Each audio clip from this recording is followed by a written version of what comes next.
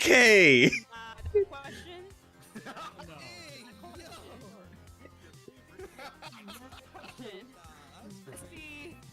See, what should I put? Nah.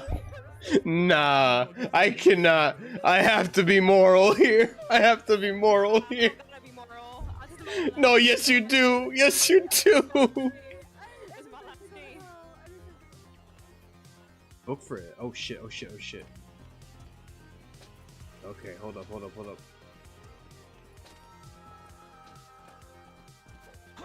Ah, no! Okay, okay, we're good, we're good, we're good. It doesn't count, it doesn't count, it doesn't count, it doesn't count. We're good, we're good. It doesn't count, it doesn't count, it doesn't count. Nah, nah, we're good. We're good. That's how I'd be in real life, guys. If I had a sneak mission, I'd be like, yo, just go for it! Rotate around. Okay, yeah, I remember all this stuff. No worries, I remember all this. Look at that. Yeah! Hump that tree, Mario. The worst one, no, man. Get out. You're gonna get out and use a pickaxe to break it. You know what?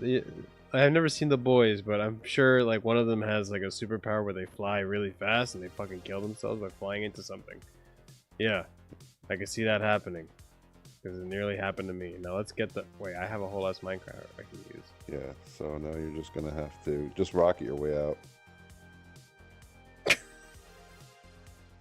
Michael Che probably thinks I'm a basic white girl because I was like, the fucking... My friend brings out the drink and it's all smoky and shit. You guys saw the video on Discord. I was recording it. Like, I'm like, oh, this is so cool. Oh, yeah. Like some basic white bitch. Damn, dude. Oh my God. And this guy... Michael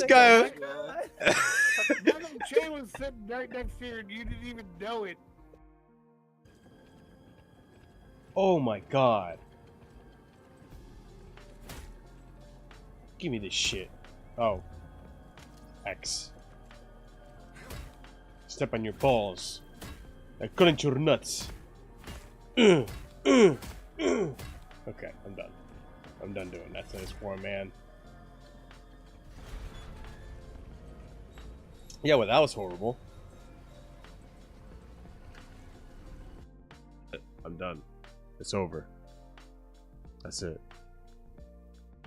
Fuck this. I don't know. No, we're not playing this game. Bro, and it even had double eyes. Double eyes. This eye, and then this motherfucker's eye. Nah, I'm good. Nope.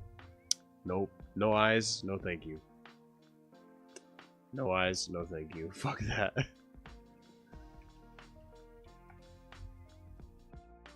Shoot that one right away. What's wrong? There we go. Yep, we're good. We're good, we're good, we're good. Now when that guy knocks out, there'll be 2 left. We're Gucci.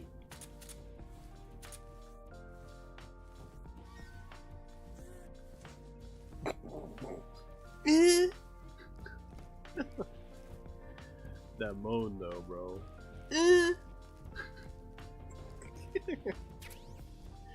Dog. This shit's gross.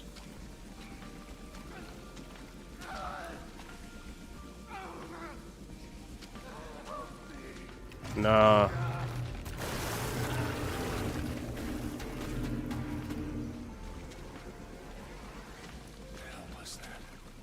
Some invisible ass creature. That's what the hell that was. That ain't looking good. Oh shit, we about to get fucked. Where'd he go though?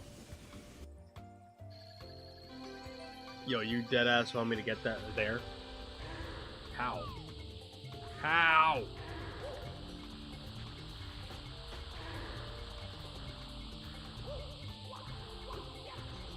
Don't kill me.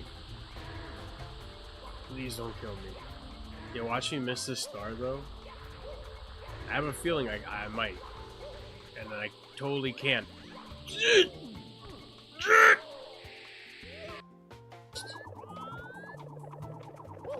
Oh man, imagine I didn't time that correctly. Fuck you.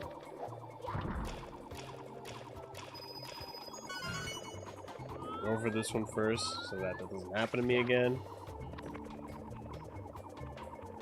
Oh. Mamma mia.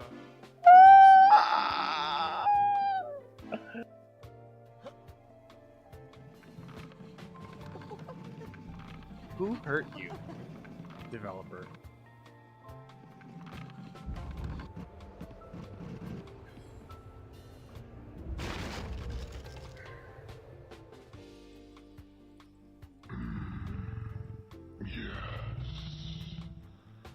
Much better.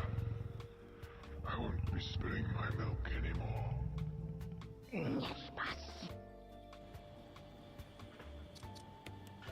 This thing? What?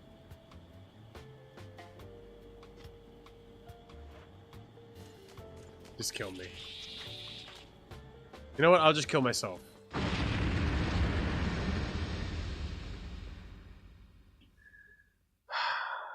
I did it wrong. I was supposed to go to the original place where I found the fucking thing. I fucked up.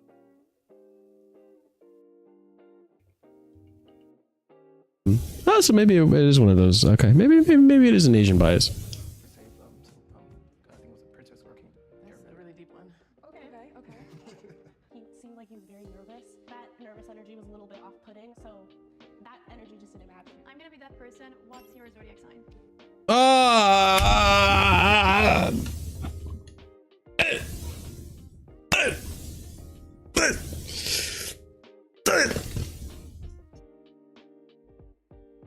It's gotta be in this warehouse.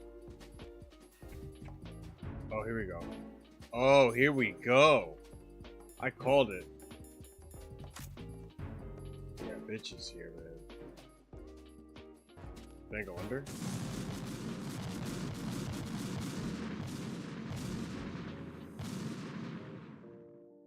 Jack, what's going on? Answer me! Jack? Oh my god.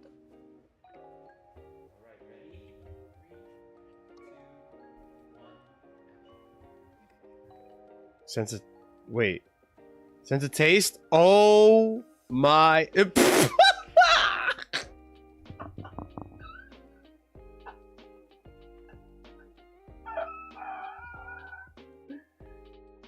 Oh no! Oh no! You're killing me, Smalls. Oh no! Why'd you put some? Yo, look at where I landed. Look at where I landed. Look at where I landed. Look at where I landed. Bro, do you guys see where I landed? He's glitched out, bro. Yeah, I see. I see. He glitched. You're off the map, yo. Bro, I'm parkouring right now. It's all good. We lived through it. Oh, you see it? It's right there. Fuck you. Fuck you. Fuck you. Fuck. Gah! Oh, that's so annoying. You guys saw it. Oh, and this one's on the left side. Ah. Y'all suck dick. I want to save the shotgun. You never know. Might run out of grenade launcher ammo. We want to use a shotgun. You ugly ass bitch.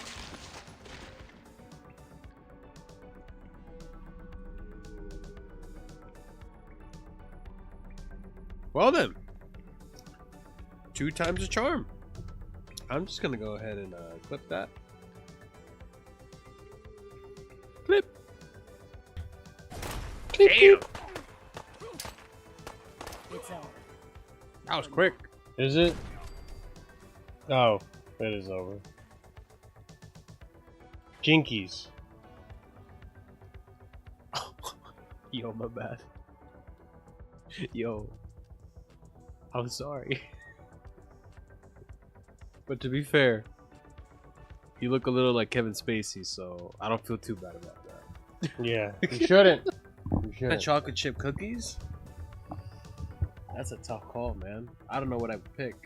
If you're Hispanic, you know what alfajores is. They're a very dry cookie, but it's delicious because the middle of the cookie is dulce de leche or manteca, depending on where you get it from, and it's powdered sugar on it, and it's super delicious. But chocolate chip cookies though. Is this? Why is that a clip? Dude, I gotta go back and like fix up my clips. Oh shit! I'm so sorry. I totally forgot the curtains are on. Oh shit! I totally forgot my Halloween shit is on too. Hold on. Hold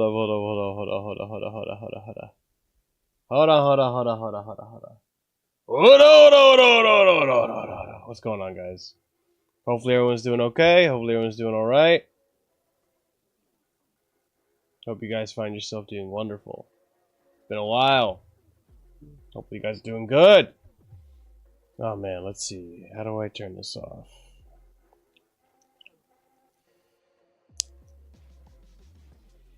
Is it this? It's not this window. Is it this? It's not this window either. Winter theme. Yeah, it's this one. Okay. Figured it out. We're back to normal, regular old display. Actually, no, we're not. I have to turn off the filter as well. I totally forgot about this, man. I feel like I haven't been here in ages. But how you guys doing? You guys doing all right? Hopefully you guys are doing all right.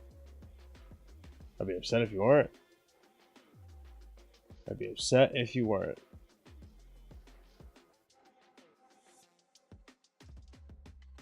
Wait, I'm confused. How did I make this orange? Hi, who are you? Wait, what? I just saw one big ass chat. Hey, sorry, brother, you want to offer promotion of your... Okay, you need to not. You already lost me a promotion. Hello, my friend, you're gonna get banned. Sorry to tell you that I don't do this bullshit. You are banned. We don't do bots. We don't like your kind around here. Yeah, no, we don't. Listen, we don't do it. We don't do bots. We just simply don't, okay? We discriminate against these bots. Milos! What's going on, brother? Now that you're here, I've been meaning to do this for a hot minute now. Saturday? You're down for Saturday? Saturday shenanigans, Milos? You down? You down? You down? You down, down, down, down? Are you down? Are you down, Milos? Are you down for the Saturday shenanigans? God damn it! Alright, fine, I'll plan something else. I just moved. I thought you'd been moved. I thought you moved some time ago now. How did I fuck this thing up? Hold on. I'm so fucked up right now. Oh, I did it on this instead. Oops. That's why. Okay, let's delete this. Wrong one. Boom. There we go. Sorry, literally yesterday. Nice, man. Congrats on moving. I thought you moved like last month when we talked about you moving. Turns out you only just moved now. So I was moving stuff here and there for the last month, and last week it was all the big shit. Got you. So okay. So you've been progressively moving stuff. Okay, got you. Yeah, guys. It's been a minute, so, I mean, to celebrate, we got 4 4s by Equilibrium, and Other Have, and J. Wakefield, and what's this other brewery? VSB, I don't know which one VSB is. Fuck. EQ, Other Half. I don't know what VSB is. I know J. Wakefield, but I'm not sure which one GSB is. I forgot the name. Damn it! God damn it! Oh, probably just scan it. I can probably just look it up. Miss you though. Miss you too, brother. Miss you too. Hopefully things have been good. Hopefully the move hasn't been too stressful, and hopefully you love your new home, man. That's the most important part. Yeah, guys. Sorry I've been away for so long. I had to find myself again, essentially. I know that sounds so fucking cliche and ridiculous, but I mean it's kind of true. I feel like I reset myself. I feel like I'm inspired to do a lot more now. I feel like I'm reset, rejuvenated, and ready to just do what I gotta do on this earth, which is what I'm doing now. Like, not really necessarily this, but like, just yeah, we're gonna talk about my vacation. Obviously, this is a just chatting stream. We're gonna just chat. We're gonna just hang out. We're gonna watch some videos. We're gonna catch up. We're gonna have a good time today. We're gonna drink some beer. So cheers to you. If you haven't already grabbed a beer with me, by all means, go ahead and do so. A little alcoholic beverage. My drink is a little fucked up because of the sour I put in it before, but it's okay. I'll get you some shrooms, bro. Hey, listen, we'll talk about shrooms in a minute. And I have questions. And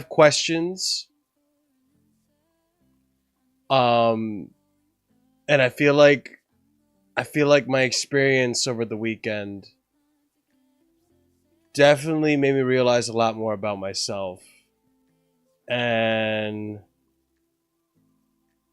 I also would like to experience certain things, certain aspects. But we'll discuss. We'll work our way to that, okay? So, to start things off, cheers.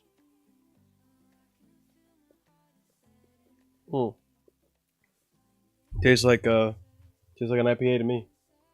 Alright, so we'll start things off with the cheers. The second thing I'm going to start things off with is links. And that's all I'm going to do. I'm just going to do links. I'm not going to go through the whole spiel, okay? You guys know. You guys know how to find me. You guys know where to find me. You guys know where to find all my content.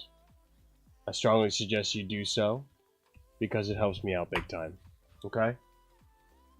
So, that's the link tree. Click on it.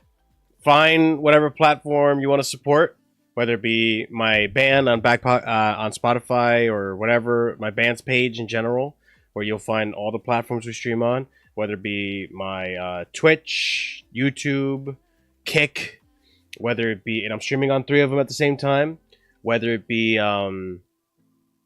Discord, anything. You want to donate? Donations are right there. We are trying to get a donation goal up to $100 so we can buy a brand new microphone interface and fix up. Because I will say this, my microphone interface is starting to fail.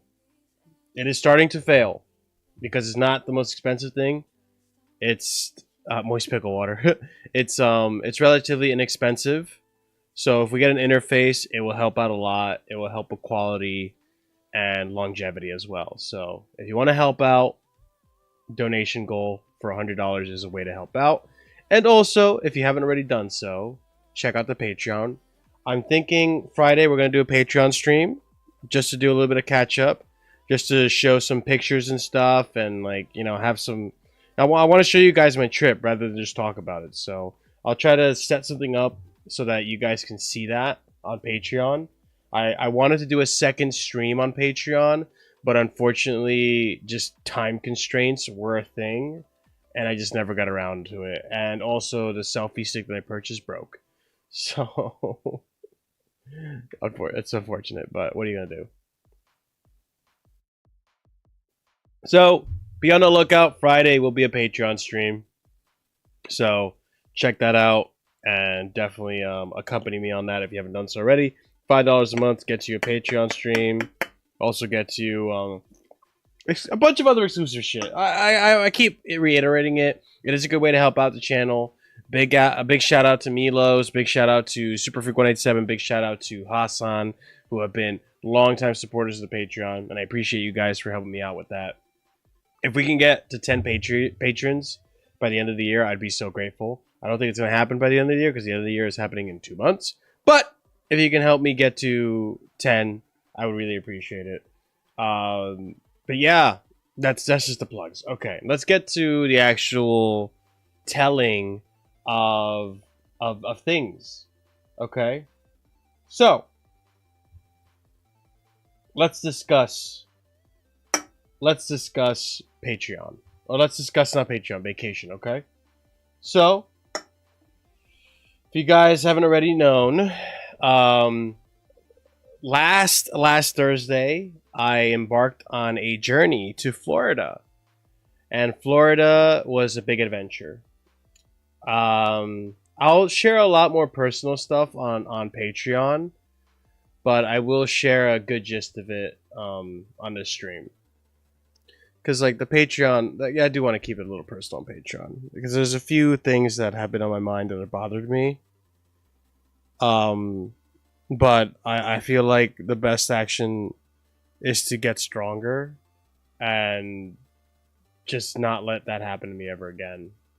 Nothing bad happened. It's just the long and short of it is heartbreak sucks. Minor or big, you know. So, that being said, I'll share more on Patreon. But let's start off with last Thursday. Yes. So last Thursday, 4 hours of sleep, long day of fucking work. Unfortunately, had to rush and get so much shit done last minute. I don't feel like I forgot anything. If anything, I overpacked. But yeah, had to head to Newark Airport. Newark Airport was very easy to get to. I am so grateful for Newark Airport. I think Newark Airport is fantastic. It fucking destroys and shits on JFK any day of the week, okay? Let's just start off with that, okay? JFK, New York City, JFK Airport is a piece of shit, okay? JFK sucks. Fuck JFK. If you're going to travel from Jersey, maybe Philly or New York, plan ahead and get your flight through Newark, okay? Because it's just the traffic non-existent. Time to get through everything, like, so flawless. Get the fuck out of here. Fuck off. There's no way that's true. Newark was rated one of the worst airports in America, actually. What do you mean? I've had actually no fucking... Maybe it's because... maybe it's... I will look it up. I am going to look it up. I'm going to look it up right now. Think you're lying to me, Milos. Think you're just trying to be funny.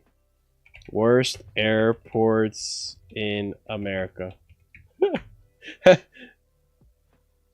Top 10 worst airports in America for Frommers. I don't know. Who are these fucking article websites? They're just the most random article websites. You would think like New York Times or the Daily Mail or whatever the fuck shows up. No, it's the most random fucking websites that come up with these fucking lists. I just never understand it. It's so fucking random. Every time I look up a list, it's never the same website. It's always some different website. Every fucking time. It just makes no fucking sense. Where do these websites come from? Okay, number 10, Washington Dulles Airport. Wow, I didn't realize that airport was that bad. I've never been to that one, though. I know where it is, though. Yaga Airport. Charleston, Virginia. Oh, wow, West Virginia, another airport. Dallas Fort Worth International. Okay. Denver. Jesus Christ. Cleveland Hopkins. I can see that. I can see that being a shit one. Philadelphia International Airport. Okay. O'Hare International Airport, Chicago. Okay. LAX! Los Angeles International Airport. LaGuardia Airport, New York City. Ah, motherfucker.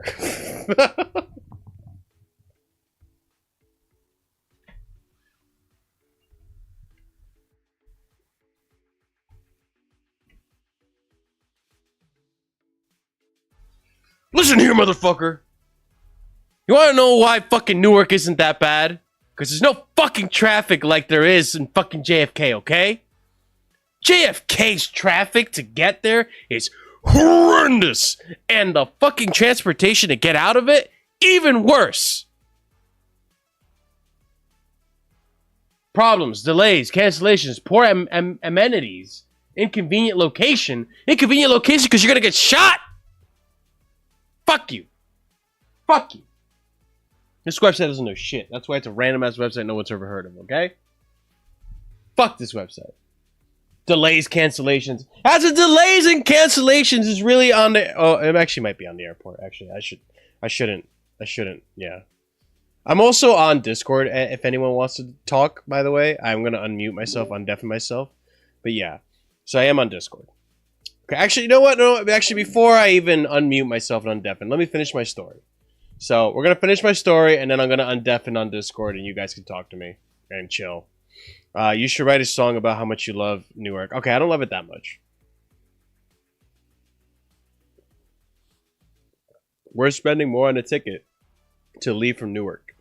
It's just more convenient, you know, Milos? It's more convenient. There's no traffic. I mean, obviously there's no public transportation like there is in JFK, but you know, I'm gonna come back. This is gonna come full circle, okay? I promise you this story will come full fucking circle. So, my flight is at 6 a.m. I get all my shit ready. I leave my house around 2 a.m. My poor mother waiting because I couldn't fucking... I was doing so much shit. Workaholic status. I had to get shit done for the YouTube channel, preparing myself and everything before I leave. And, you know, forgot to put my rings on. 30 minutes to EWR for me. Yeah, not bad. So, mother gets home from work late, takes me to the airport, drops me off. I try to sleep in the airport, empty ass airport, waiting for my flight. Flight starts embarking or boarding at 5. I board the airplane, try to pass out in the airplane on the way there. I have an out seat, which I thought would be super convenient to have a seat on the out lane shit. Turns out, not so much if you want to sleep because people just keep bumping into you. And that sucked. So I kept having people just graze me, bump into me. Also, why are so many people going to the bathroom? What the fuck? I didn't get up to go to the bathroom once that whole entire trip. It's only an hour 45 to 2 hours to Florida, okay? Why are so many people getting up to go to fucking pee? It's a fucking airplane.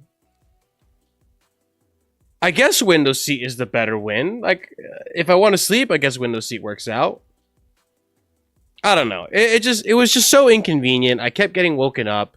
And I was like, ah, fuck. Every little, like, I'd be falling asleep and every little graze just like, ah! Just waking up. Like, fuck. So, whatever. I guess it's more convenient. Exit row actually is best. That's what I mean. Like, exit row meaning the row with the door? Maybe that is the best row. I had that last year and I was like, fucking have an anxiety attack because I'm like, I don't want to be the guy to open this door. It's so much responsibility. Oh my god. Bruh. So, try to fall asleep on the airplane. Didn't really work out. I land in Tampa around 9 a.m. And let me tell you, that airport was interesting. It's just one big ass circle. So I decide, fuck it. Maybe I can get away with getting my rental earlier. And so I tried to do so. You usually get like 3 times the legroom using exit seating. Next time I'll get an exit seat then.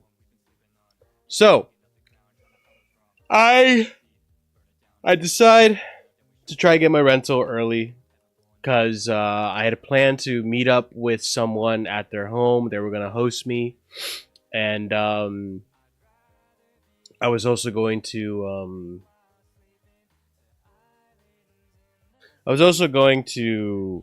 go to a brewery while I was down there.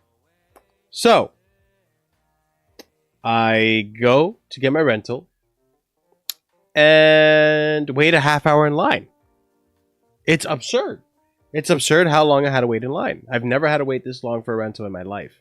So I'm waiting a half hour just to get a rental from Payless Rental, right? And so I wait a half hour, maybe 25 minutes, to go to the desk and ask them if I can get my rental early.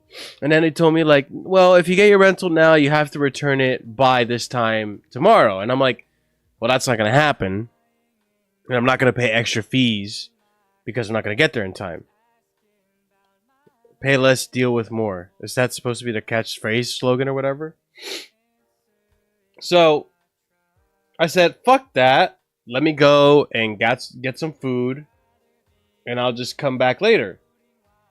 So I go, I get some food, I get a breakfast sandwich from Pay less, deal with more. Yeah, I had to deal with a lot for sure. My trip didn't start off ideally, for sure. I'll tell you that. So I go to Starbucks. I decide to get one of their breakfast burritos because it looked good. And then I said, fuck it. This breakfast burrito needs fucking fries. So I go across the airport, the other side of that hall, whatever you want to call it, and I get Chick-fil-A. And this is like the boring part of my story, guys. I promise it gets more entertaining. And then I decide Chick-fil-A fries with breakfast burrito, banging. And then I have a bite in the burrito, and the burrito actually had fucking potatoes. So I was like, ah, fuck, I failed. I spent more than I needed to already. Wow, this is great. So whatever. I get up, finish my food. I go back to the rental area of the airport. And I wait a half hour in line again. This time, excuse me, this time I'm running a little late now because I got there at 12:05. My rental was supposed to be picked up at 12. Get there at 12:05. I'm waiting in line for about 25 to 30 minutes. So I get to the receptionist. And she gives me the routine. Whatever, yada yada. Do you want insurance? No, yada yada. All this and that and that. And she gives me the pamphlet. She tells me where to go get my car. And mind you guys, I rented a full-size sedan. So essentially, Milos, can you help me out here? Is Camry the bigger car or is Corolla the bigger car? I think Camry's the bigger car. I think Corolla is the compact sedan. Because I know Civic is the compact sedan and Accord is the bigger full-size sedan. I just can't remember which one it is between Camry and Corolla. And I know YouTube has a slight delay, so he just went downstairs 1 sec. Hi! Hello! That's hilarious. That's so funny. Hi. She spelled my name wrong. No!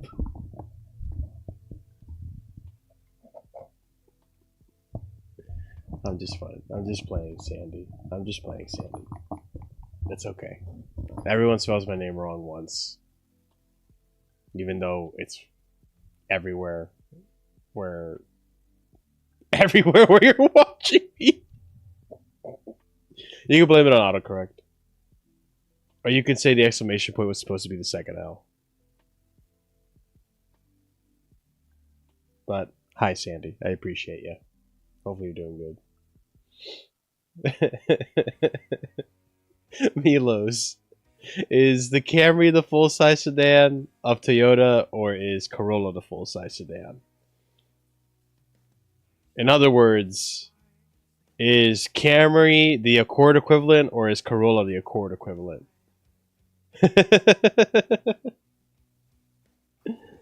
Oh man, this is a great story. I promise the story gets better.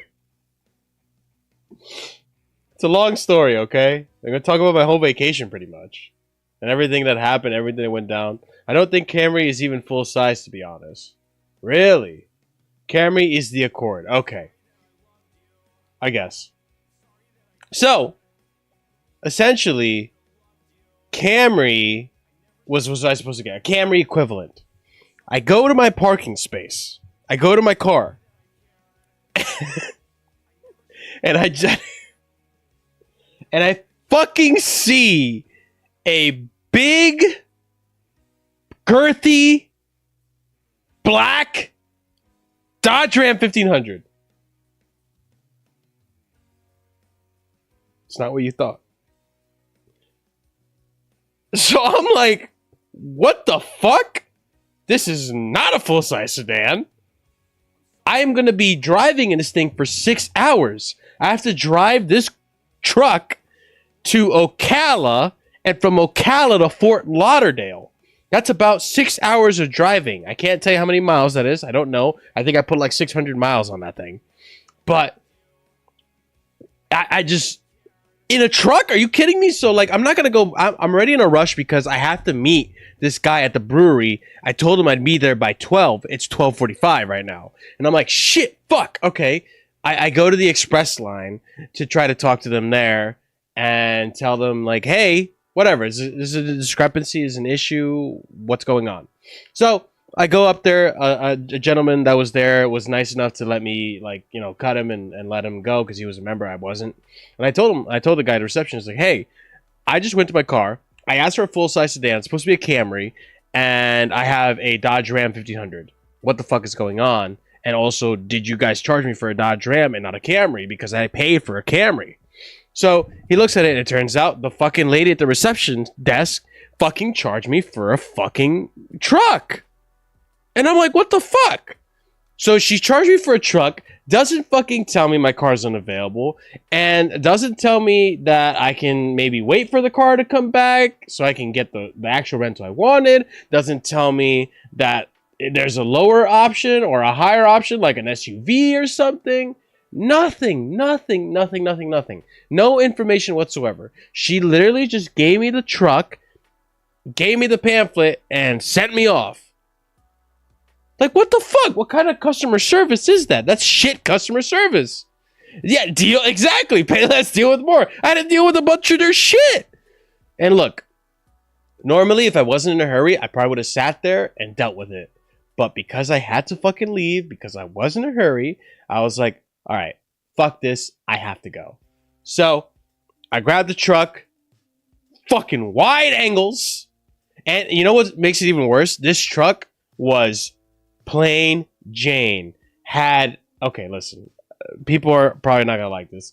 I like, especially if I'm doing long distance driving like I was, I really would appreciate it if the car had easy cruise control with like spatial awareness cruise control between the car in front of you, car space cruise control, whatever the fuck you want to call that feature. I don't know what it's called, okay? All I know is that the space between me and the car in front of me was controllable. I like that kind of cruise control, okay? I like lane assist. I like Android Auto. I like things that make my drive easier.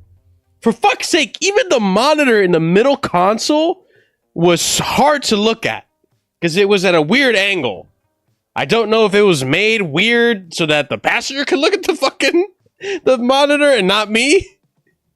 But I was so upset about it. The only good thing about that truck was the fact that it was big on the inside and like it was able to actually help me fucking, like, you know, it was comfortable. So what you're saying is you want a new VAR? New VAR? A new car? New VAR? New car. I want a new car. No, what the thing is, like, this was a new car. It was like a 2022. It was a 2022 Dodge Ram. But it had no features. It was so fucking plain. It was like the bare bones minimum 2022 Dodge Ram. Because I'm sure Dodge Rams come with plenty of features. But this one did not. This one did not. It didn't even tell me blindside, a blindside blinkers or anything. That would have been nice because I'm driving a girthy ass fucking truck. It's a fleet vehicle, probably. Probably! But at least, like, give me, like, a blindside indicator to tell me that there's someone on, like, in my blind spot. Because I'm driving a fucking girthy-ass vehicle. And I don't want to say wide, so I'm going to say girthy. Because it's a black vehicle, okay? It's a black truck. So, I'm driving this girthy-ass vehicle for whatever, okay? Sucks, whatever. I back out. I'm being careful. At least I had a backup camera. How can I say that? It had a backup camera, okay? So that's good, at least. So I back out of the fucking parking lot, pull out. The fucking brewery is like only 6 minutes away. I get to the brewery, and this brewery, it's Cigar City. Awesome fucking brewery. Didn't expect it to be so fucking cool. Huge fucking facility. I didn't realize how big of a facility this was. Met a guy there, the head brewer, I would assume. Matt was his name. Cool fucking guy. Showed me around the brewery. Showed me the stacks and stacks of fucking highlight that they had and all this other beer. All the different vats that they had and the operation that they're running and just how big it was. And holy crap. All the different things and unique shit that they're doing in there. Like all the different unique and like single release, barrel age stuff. Like it was so fucking cool. They even showed me like 3 little personal vats. So these 3 personal vats, what they do essentially with them is that they have the employees come in, make their own fucking beers. And if the beer kicks off, then, you know, when they make the beer, they try it out on the floor. And if it kicks off, then they go local. And if it kicks off at a local level, then they take it fucking national. It's really, really cool. So up here in New Jersey, when it comes to Cigar City, you don't get that much craft options with Cigar City. You get High Life, you get Florida Man, and a few other seasonals. Cigar City is truly a massive craft beer distributor. They are huge. I tried so many different types of beer while I was down there that and mind you guys, I tried a bunch of beer. I tried a lot of beer. You guess you want to know how much I paid? I'll give chat a minute to guess how much I paid for all the beer that I drank. I drank a lot of beer. So he gave me tasters, like a little flight tasters. I had 2 glasses of beer, and I want to say he gave me at least 4 tasters of beer. Guess how much I paid? Because I work for a beer distributor. One that actually distributes their beer.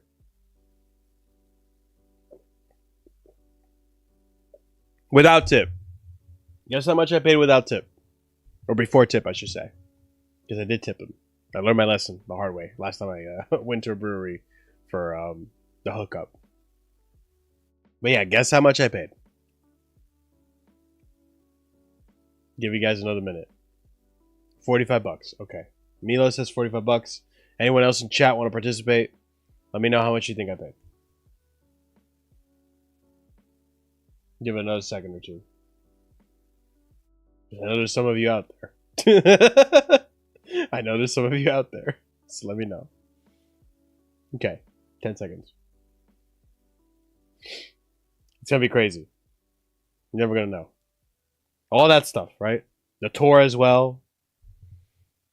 And just chatting up with the guy, having a good time. He even had me taste one of their spirits. They're gonna make a spirit, and they had me taste one of the drinks that they made with the spirit. I forgot what kind of drink it was though. I have to look it up. Okay, I paid $1.25 before tips. It was awesome. I was so happy. $1.25 before tips for 2 beers and like 5 different tasters. It was so awesome. $1.25. I gave the guy a $20 tip. How can you not, you know? Gave him a $20 tip. I was like, here, man. Thank you so much. It was so awesome. They were so hospitable. They were so accommodating. Everyone there was so nice. The building was humongous. I was so impressed. They had food there. Unfortunately, I already ate, so I didn't have to get food. But like, it was just fantastic. It was fantastic. It was more than what I could have expected from that brewery. More than what I could have expected from that brewery. I didn't think much of that brewery. Now I have so much respect for it. So much respect. I understand why they're so nationwide now. I understand. They are truly a craft beer. They're truly a craft beer brewery. Truly. I got to try Good Gourd Nitro while I was down there as well. Good Gourd Nitro, bro. Good Gourd Nitro. I'm hyping it up too much, but listen, we've only ever gotten Good Gourd up here in New Jersey. So Good Gourd Nitro, which is only a brewery exclusive, and I tried a lot of brewery exclusive stuff. Phenomenal. Phenomenal. It was so good. It was amazing. I couldn't believe it. It was so delicious. So I got to try a bunch of beer. And then after that, I was kind of in a time crunch. So I had to go visit a friend. And this was so unfortunate. Because had this happened earlier, I would have had all the time in the world at Tampa. All the time in the world at Tampa. I would have just had a blast at Tampa. Instead, this happened. Which this is why it's a little bit of a negative start to my trip. Besides the truck. So like I said earlier, I had to take my truck over to Ocala. And so I'm going to visit a friend, right? I'm on my way to her house. She lives about 2 hours away from where I am in Tampa. About an hour into the trip, or 2 hours and a half, I should say. About an hour into the trip, she gives me a call and she tells me horrible news. Horrible news. I know. Milos, I know. Patreon. That's all I'll say. Patreon, okay? Get to her house. Well, no. I'm an hour in, and she calls me. She owns a pet grooming service. And she calls me. She's crying. She's bawling her eyes out because one of the dogs she was taking care of had escaped or run into the middle of the road and got run over.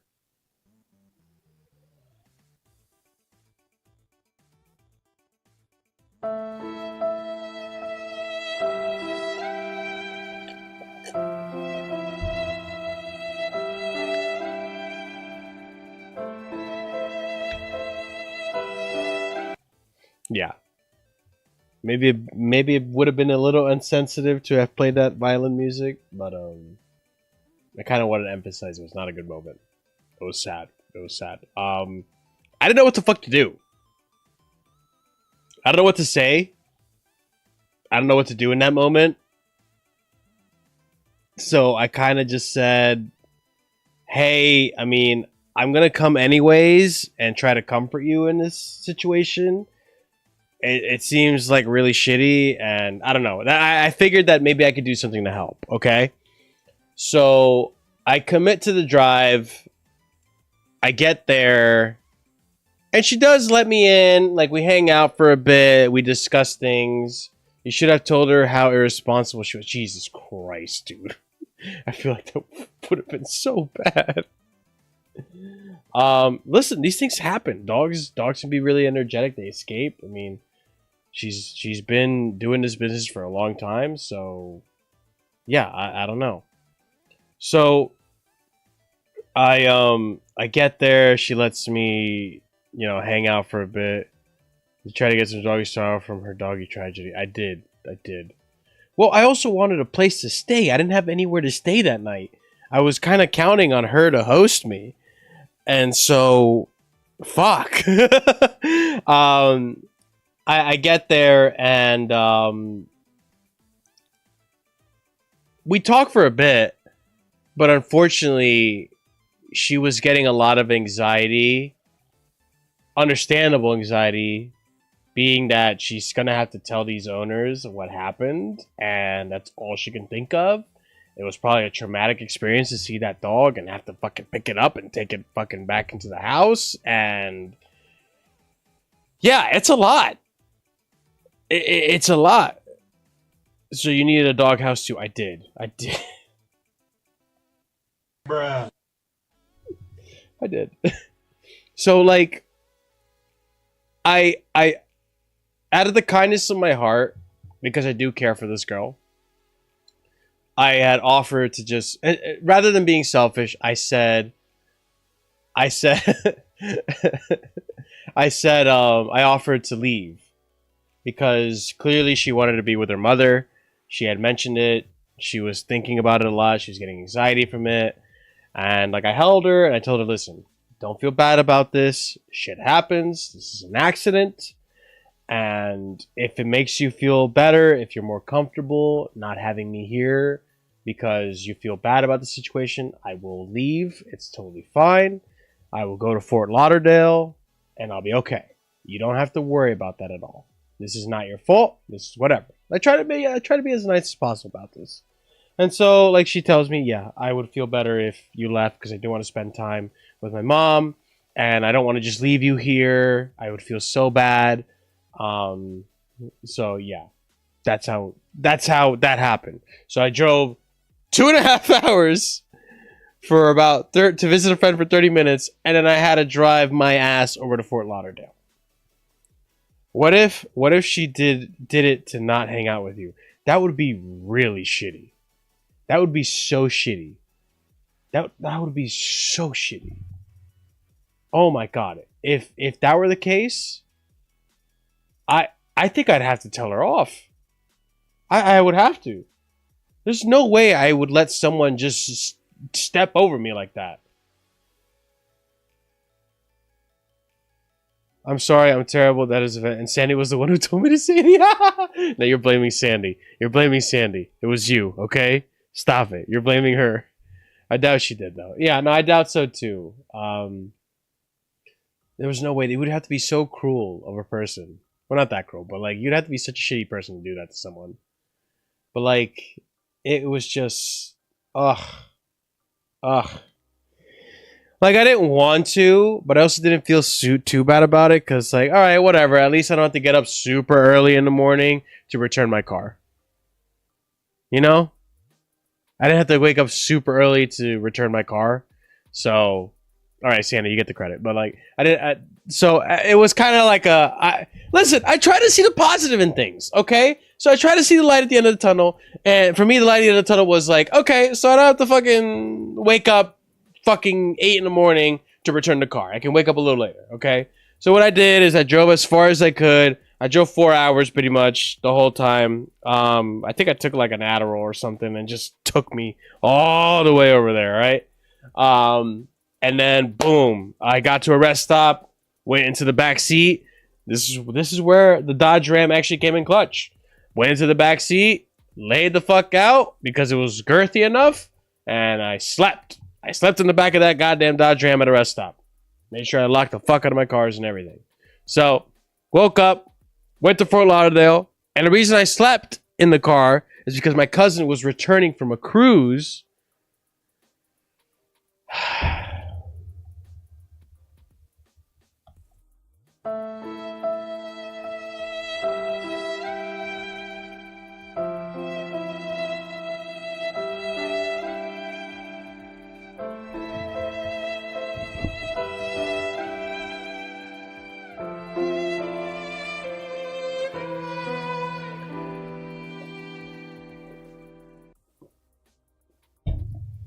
Those gulps were for the sorrow, okay?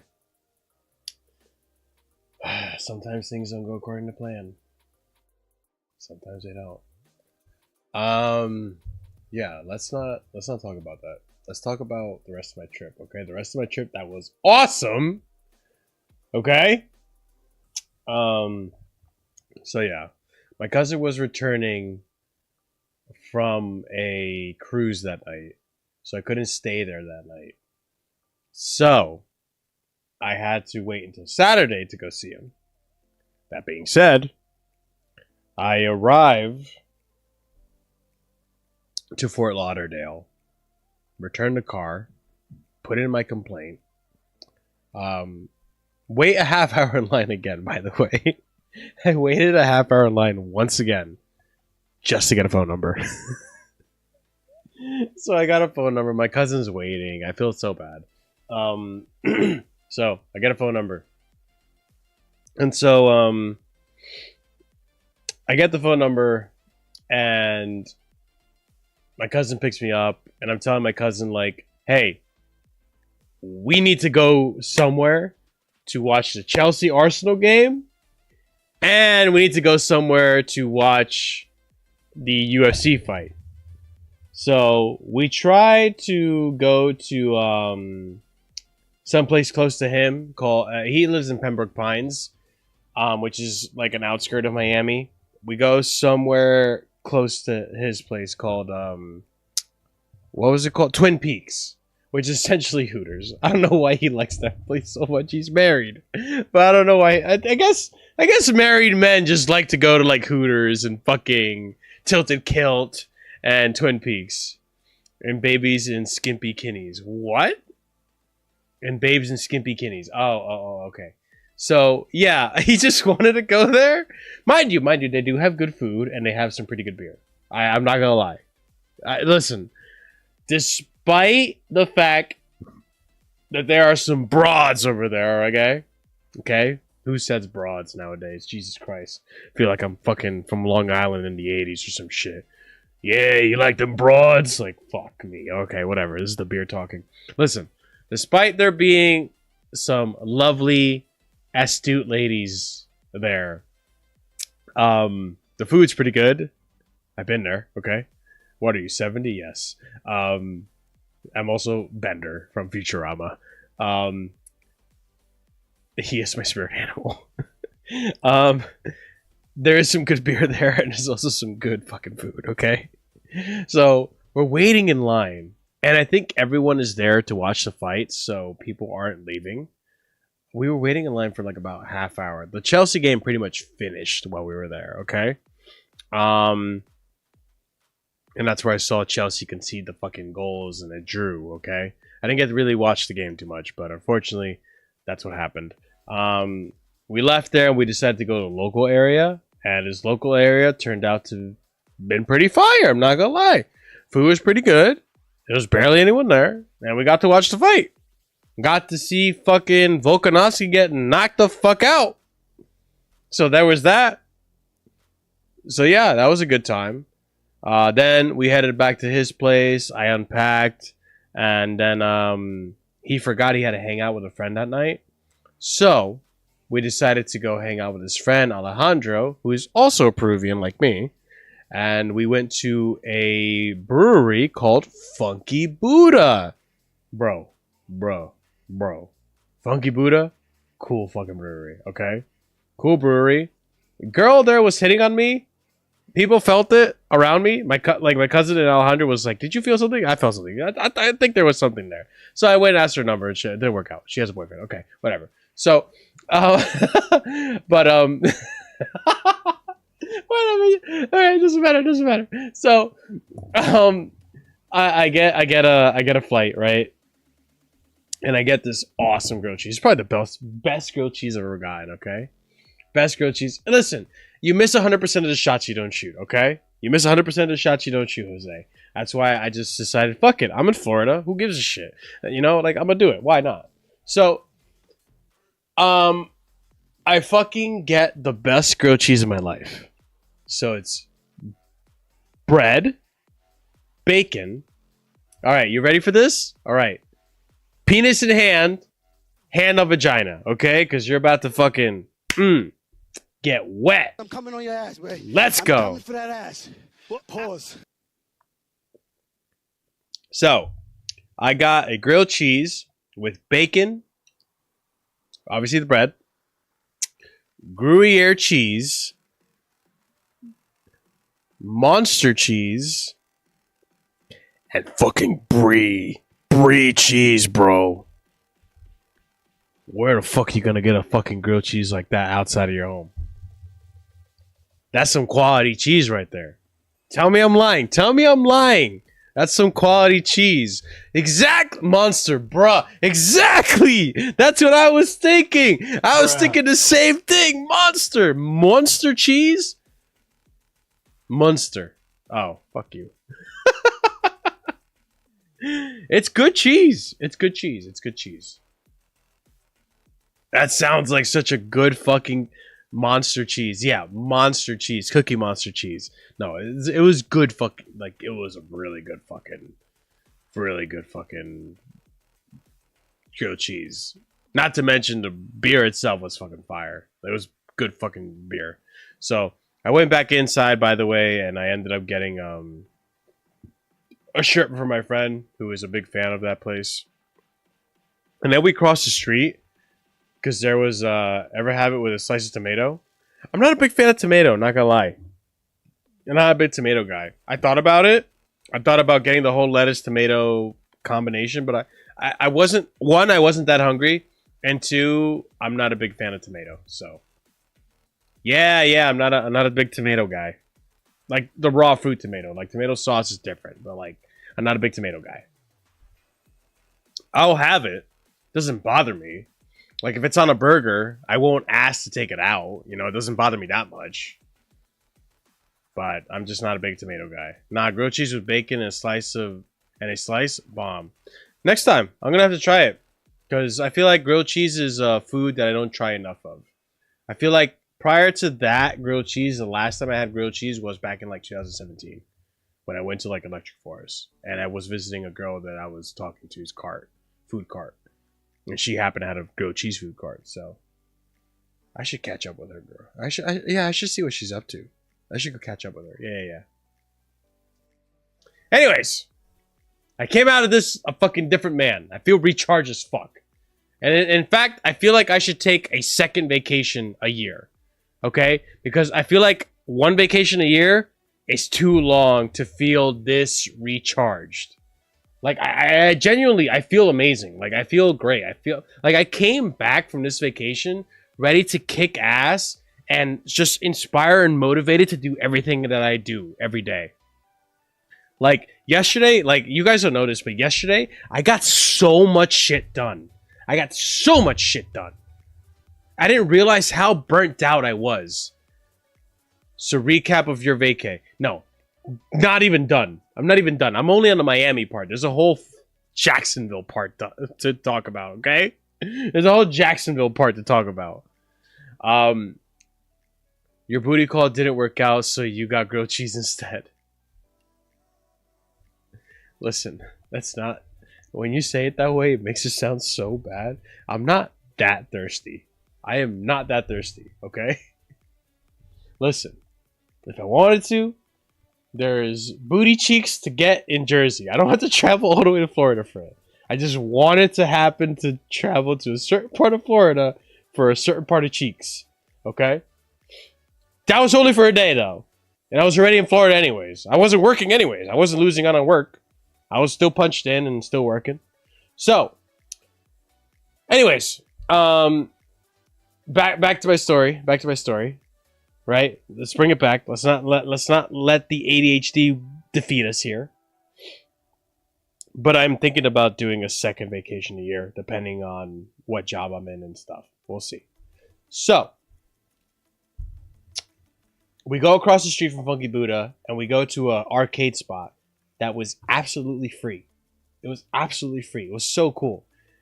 Me, Alejandro, and my cousin Sergio, we decided to play some old school emulator games. So we were playing like Street Fighter. We were playing Mortal Kombat 3.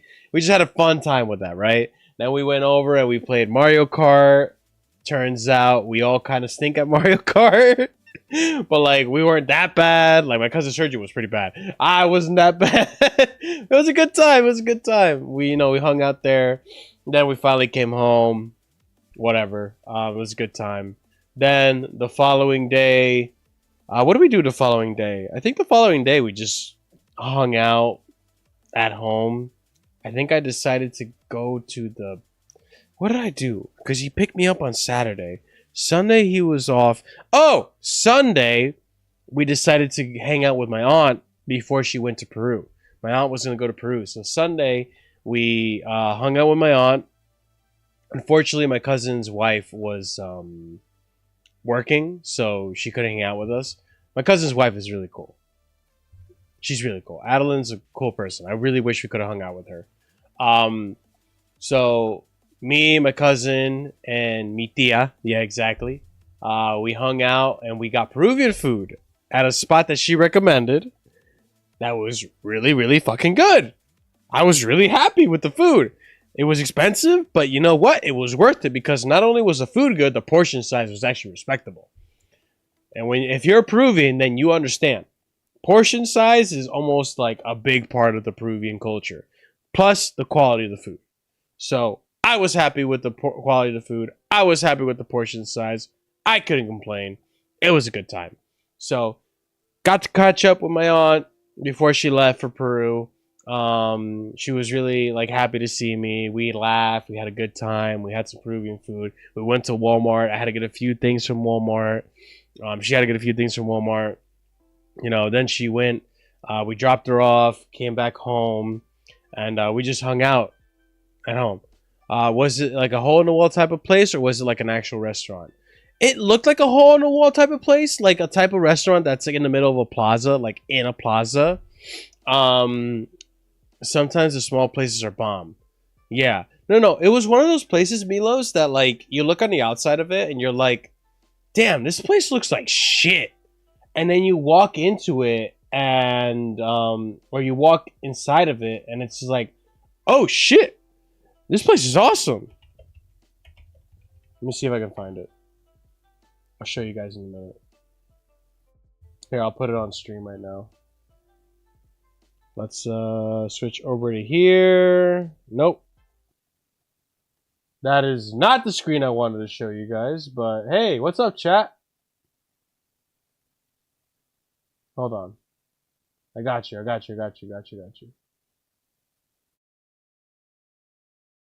That's also not the screen I wanted to show you guys. There we go. So, this is what it looks like from the outside. Doesn't look like much, but like the food was banging.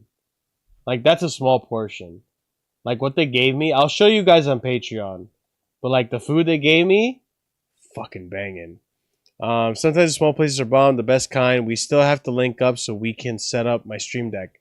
You need help? Okay, yeah, we'll do that, Milos. I didn't know you needed help setting up. I mean, if you told me, then I forgot. I'm sorry, but like I didn't realize you needed help setting up your stream deck. So yeah, I'll help you out with that for sure.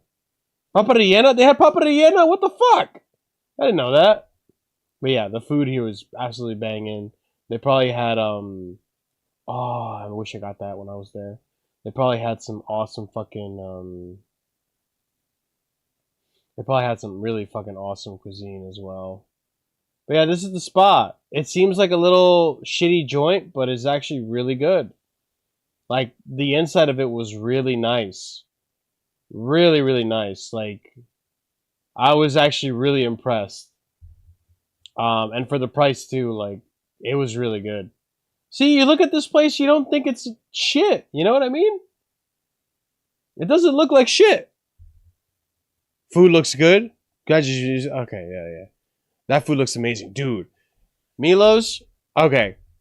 If I'm gonna help, okay, you know what? We'll talk on Patreon maybe, but like, if fuck anything like that up here, yes! Oh my god, yes! Yes! I was just about to tell you. When I go, okay, so we'll plan out a day. I'll come and help you set up your stream deck and do all that shit. And then I'll come and take you to Patterson or wherever I got to take you. Haledon, whatever, West Patterson, and we'll go to Peruvian spot. Because Patterson, I want to say New Jersey and Patterson is like the Peruvian capital of the United States.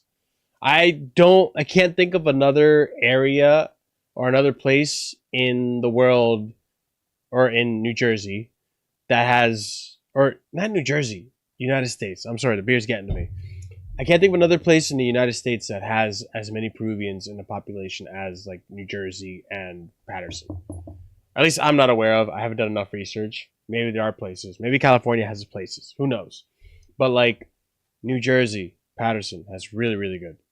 Never heard a pan flute there, so I don't know what you're talking about. Listen, the food is absolutely fucking banging. You can get a lot of really good shit. It's so fucking good. It's absolutely delicious. Like, this is what I got. This is called jalea. It's basically fried calamari, fried yuca, well, not yuca fries, but it's yuca potato. Fried octopus, fish, some corn maze that's fried, fried oyster, fried shrimp. It's really good. And this sauce is amazing. And this is like a onion marinade with like lemon, zesty lemon and shit. It's really good. My cousin got you see, this is the inside. This is the inside. Look at the inside. The inside's actually really fucking nice. The inside's actually really fucking nice. So it's a nice little spot to get Peruvian food that I didn't expect from fucking Florida in general. This is ceviche, I'm pretty sure, or a ceviche dish. The portion size is absolutely amazing, and they have almost any Peruvian dish you can think of. It was really respectful. I respected it a lot. It was really awesome. And again, it looks like this on the outside. You don't think much about it, and then you go in and you're like, oh shit, this is actually legit. Jalea again. Tallarín verde con bistec, really good. Lomo saltado, or no, tallarín saltado con lomo. That's really good, man. But yeah, like, it's a nice little spot, and they serve alcoholic drinks and shit. Like, it's a nice spot, man. It actually, I was really impressed with it. Really, really impressed. I'm gonna show you a dish that you would probably like, which is arroz chaufa, which is basically the Peruvian equivalent of fried rice. And I believe it's this. I think they actually serve it a little nicer looking. You know, let me go up, because I saw it earlier, and I'm just gonna show you that one. Is this it? Yeah, it's essentially it. This is like the fried rice dish. It's that I need to give. Stop. The fried rice dish is really good. So like a little bit of like a crash course on Peruvian cuisine. Peruvian cuisine is influenced a lot by Japanese cuisine. There's like a Japanese culture in Peru that influenced a lot of the Peruvian food. So Peruvians and Japanese people made like a fusion almost, and it's Peruvian food. It's really fucking good. Yeah, it's good stuff, dude. I love Peruvian food. That's one of the many things I love about my culture is the Peruvian food. The food itself is fucking phenomenal. All right, so that's the food. Okay, let's come back to talking about the trip. So we got Peruvian food with my aunt. Went to Walmart. Had to get a few things. My aunt had to get a few things as well. Well, isn't it also because it's a coastal country, or am I wrong? Yeah, Peruvian food be going down. Yeah, Peruvian food is really good. I think part of it has to do because it's a coastal country. It got invaded by conquistadors way back then, so there's Spanish culture in it as well, and then there's Japanese culture in it. Not entirely sure the history of how that went about happening, but yeah. So that's essentially how that went about happening. So, drop off my aunt, come back home, and if I'm not mistaken, I think we ended up... What did we end up doing once we got back home? I think we just hung out. We wanted to go out again, but like, Then, yeah, we just weren't in the mood for it, so we just stayed home and hung out. Then, that was Saturday, right? Then, no, that was Sunday. Then Monday, everyone had to work. So my cousin was nice enough to offer me his vehicle. So on Monday, I decided to take his car to the beach. Bro, Miami traffic sucks. Not as bad as like New York traffic, but like the fact that... Okay, hold on. Now I gotta open this up again. Hold on. I'm gonna open up Google Maps, okay? So let's open this up again so you guys can see this, okay? So, all right, we got Google Maps. Okay, so this was near Hialeah, which is where my aunt lives. Okay, perfect. This is perfect. Okay, so you guys see this? Pembroke Pines is where. Hold on, let me keep playing the music because I don't want it to be silent. Pembroke Pines is where my cousin lives. This is the beach. Guess how long it took to get from here to the beach. Guess how long it took. Mind you, guys, we're over here in New Jersey, right? Okay, let me get up to New Jersey. Okay. From this area all the way down to give or take here, right? Takes about an hour 40. Okay? Hour 30. Depends on what beach you want to go to. Bradley Beach is like the closest one that most people like to go to. I can't find it on the map, but it takes a minute. How many miles is it? 2 hours. Oh my god, no, that's not. It's not 2 hours. It's not that far away. But I feel like it shouldn't be that far away. You know what I'm saying? How many miles is it? Oh yeah, let me. I don't know how many miles it is. Fuck. Why are you asking me tough questions, bro?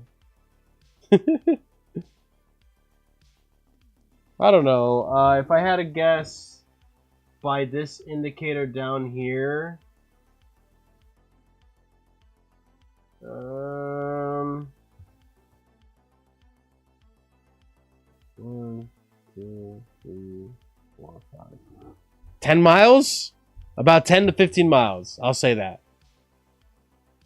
I feel like that's a generous prediction. Look at all your photos so you don't give it away. True. But I want to say it's about 10 to 15 miles. Guess how long it took me to get to the beach.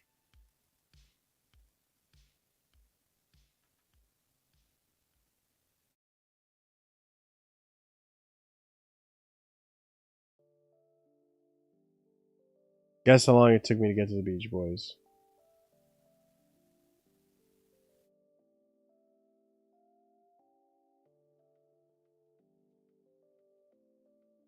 Well, that's right now, actually.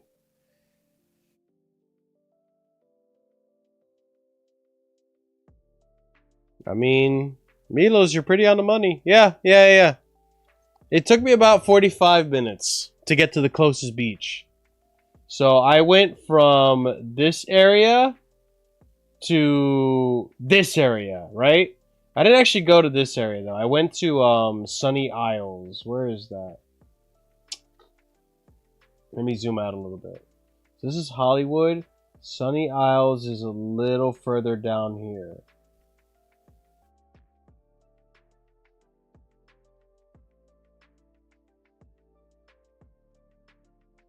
Wait, hold on. So I didn't go on here. I went like down here.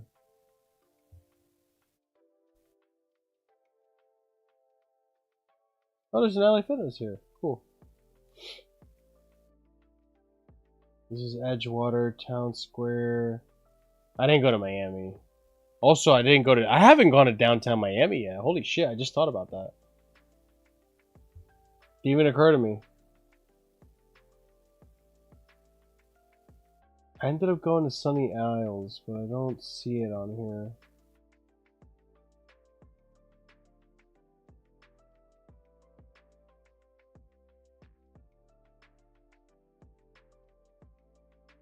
Okay, god damn it. Let me just look it up.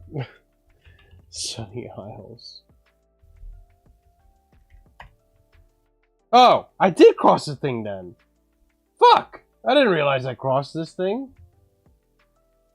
So I guess I did go to Sunny Isles. I don't remember doing it, but I guess I did it. I didn't think I did. I don't actually think I did. Anyways, so we were in this general area around here.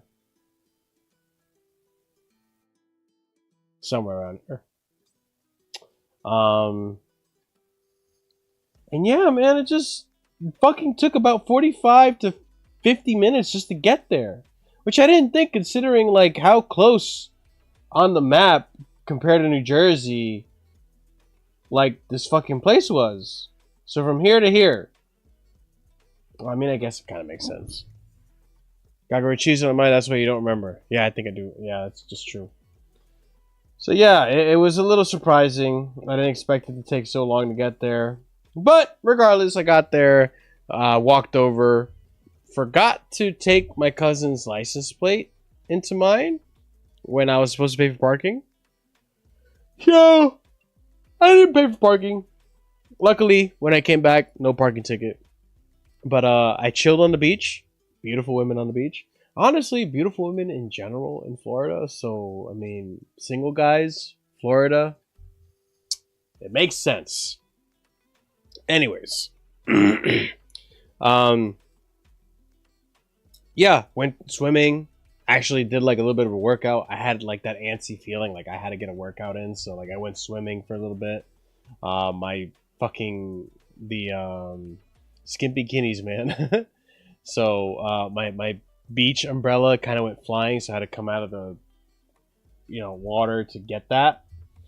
And so yeah, got a little bit of my tan on, which I am a little darker than usual because of that.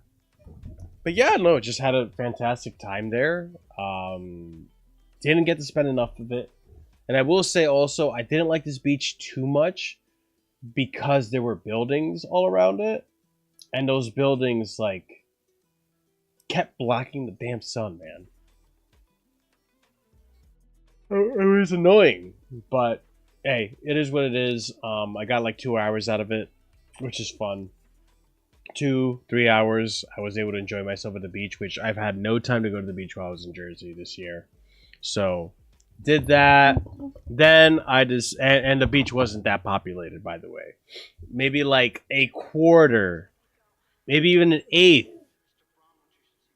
I remember that part of Florida too. Awesome. Maybe even an eighth of the amount of people that you would get in fucking New Jersey. So, that's why I appreciate the beaches down there. So, went ahead, did that. Got the car. No ticket, thankfully. And then I walked my ass back. I had to pee really bad too, but so after that, I just had to I was rushing back to the car. So, got back to the car and sat in traffic for a hot fucking minute to get back to the fucking house. And I got back. Was thankful to my cousin for letting me borrow the car. And then we went to the gym, dude. I went to the gym while I was in Florida. Hey, LA Fitness. I was really happy I had LA Fitness, man, because I could go back to the gym. So I brought gym clothes just in case I ended up going to the gym. And you know what? Glad I did it, because I ended up going to the gym, got a decent chest workout out. I say decent because it wasn't my workout, but it was still a chest workout regardless. And did some little biceps. Fun time with Adeline, which is my cousin's wife. And my cousin. And also, I will say this. Racquetball is a workout. Racquetball is a good cardio workout. So I might just start doing some racquetball sessions on my own, man. It's a good workout. So, did that. Came back to the house. Showered up. Next day is Tuesday. Is my last day. I have to prep stuff. I ordered things from Amazon to arrive at that house. Made sure everything worked. I called. And guys, guess what? I did call the car rental spot, right? This is a long story, by the way. I'm so sorry. But we are chatting. We are catching up. It's been a while since we did one of these streams. So, hey, it's only fair. So, I managed to actually call that number. You got a cousin called Karen or Jose? Neither. I don't think so, at least. So, Sandy wants to know. So random. So random. So, I ended up calling this car company, right? I had booked my rental for when I go to Jacksonville for the music festival. And so I managed to actually get my money back. I forgot to mention this, guys. My wife's name sounded similar. Okay, the wife's name sounded similar to her. Okay, gotcha. Funny enough, I didn't realize this at the time, but the person who booked my car also charged me for insurance that I didn't ask for, and all these other things, anonymity that I did not ask for. So, luckily for me, I called Avis. This is all one big confusion because I had to return the car to Avis even though I got it through budget because Payless wasn't open. So I got it through budget and I had to return it through Avis. It was a nightmare. It was an absolute nightmare. So returned the car, got to Avis. They gave me a number. I called Avis and they sorted me out. Funny enough. So he gave me a refund for a bunch of the shit that I was charged for that I wasn't supposed to be charged for. And then he gave me a $50 credit towards my trip, which worked out pretty great. that means $50 cheaper trip. I save up on, because the amount of gas I'm going to be using, it's also makes sense. But yeah, saved up on my trip, ended up working out in that sense. So got all that done, got my camping stuff done. I had to go get my rental. So I get my rental, I go drive to Fort Lauderdale, hella traffic because it's like peak hours. And I get my rental, and I get this really nice 2020 Mazda CX-5. Nice Mazda. I was happy I got it. I got a SUV like I was supposed to, and I was happy that it was the Mazda. I got a Mazda last year, and it was really nice. So this Mazda was nice as well. Not as nice as the one I had last year, but regardless, I'm happy with it. I was happy with it. It had the lane assist. It had the the fucking the thing with the fucking thing with the thing inside the thing. The cruise control with the car space control, and what else? The blind spot indicators, backup camera, comfortable seating, nice interior, Android Auto. It was all good. It was awesome. I was happy with it. It was a good car. So I was happy with it. I went up to Funky Buddha again because I had to grab a 12-pack for a friend. Grabbed that 12-pack, drove back down to Miami. Everything takes so long because of traffic. By the way, Funky Buddha was near Daytona, and Miami's further south. So I drove back down to Pembroke Pines, stopped by a few spots prior to the rental to grab some camping gear that I needed to get as well. And yeah, so did that, and I was ready to go. My cousin finished work, so we decided to go and take the car over to Tripping Animals Brewery. And that place was awesome. That place was really awesome. Got to try a lot of really cool beers. Got to have some flights. Got to tour the facility as well. And it was a really, really neat experience. Definitely want to do it again when the owners are there, because I felt like when the owner is there, they hook you the fuck up. I didn't get hooked up as much here, which was kind of sad. But regardless, had a nice fun time there. They had a brewery cat, which I thought was really fucking cute. And I have pictures of that. I will share that on Patreon. And they had really, really cool fucking collaborations that I would have never thought they would have done. They had a collaboration beer with Schilling. Schilling has a beer called Alexander that I am a humongous fan of. I love that beer. It was so fucking good. It's on the Discord. If you look through the brewery, if you look through the brewery tab on the Discord, which is under food, the thread, if you look under food and the thread for brewery, you'll see that I had the Alexander a while ago, and I had high praises for it. So the Alexander was a really cool one, and that's Schilling Brewery. And Schilling Brewery did a collaboration called Familia del Norte with Tripping Animals, which I thought was fucking awesome. I tasted it myself, and it was a great fucking beer.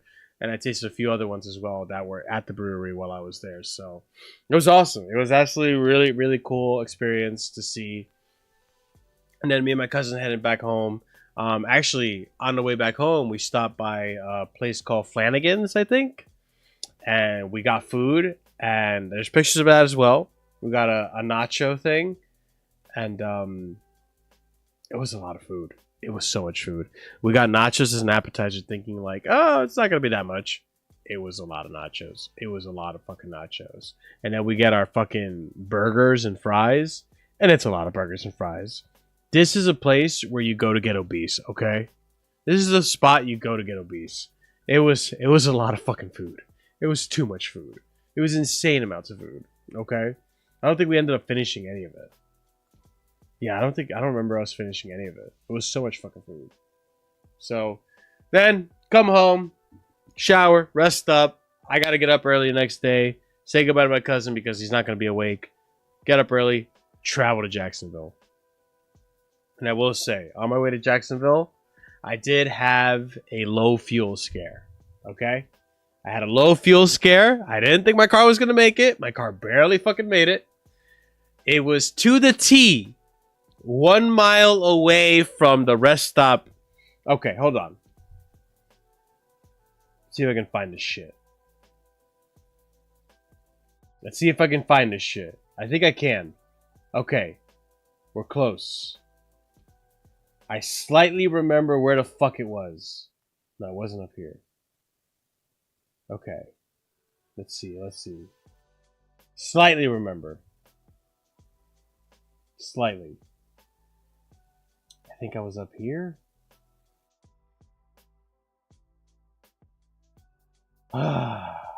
It was rough.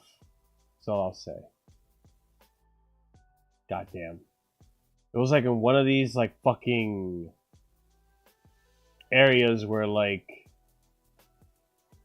once you get into this area there is no gas stops for a long time. And so I got into that area and shit, man, can I really not find it? There's a Trenton down here? I didn't know that.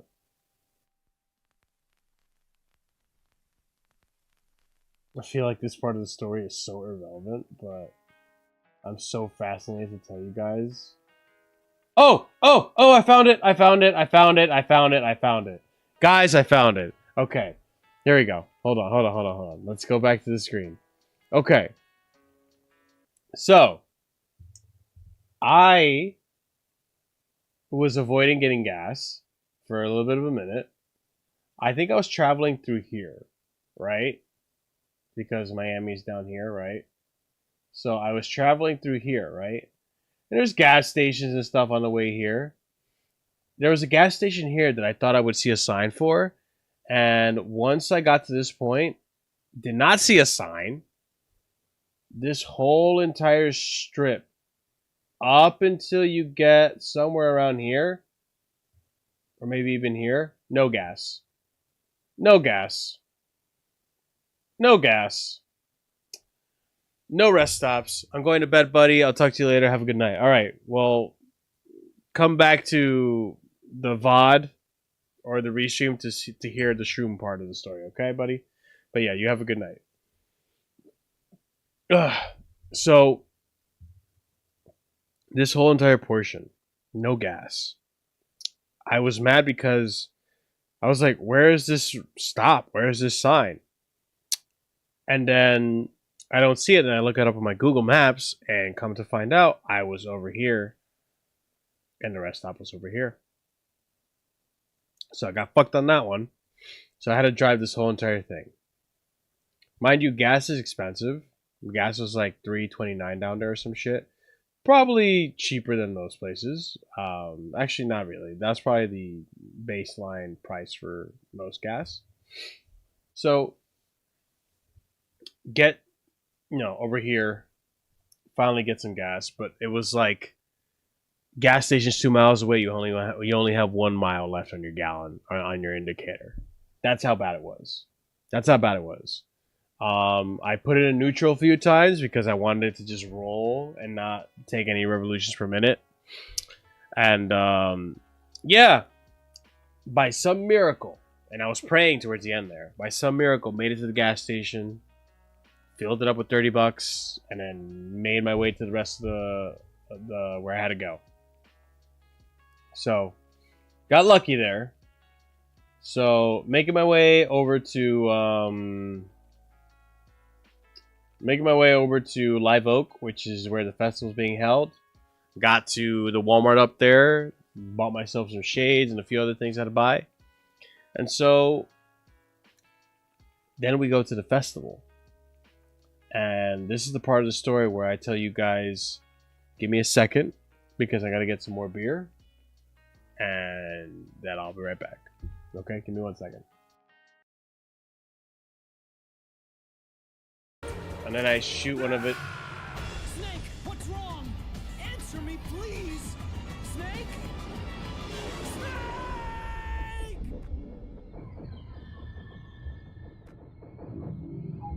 Excuse me?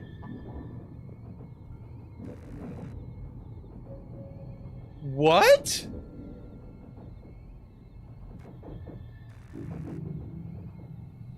I just... What? So, in a sense, it does take away from the horror a decent amount. Keeping my eyes open, yo. Fuck these guys. You ain't tricking me. You especially, you stupid corpse!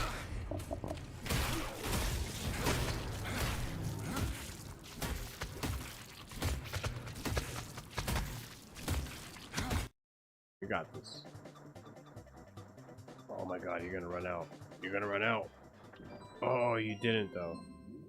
How clutch is that? Alright, let's do this. Oh my You see, that's what I was worried about.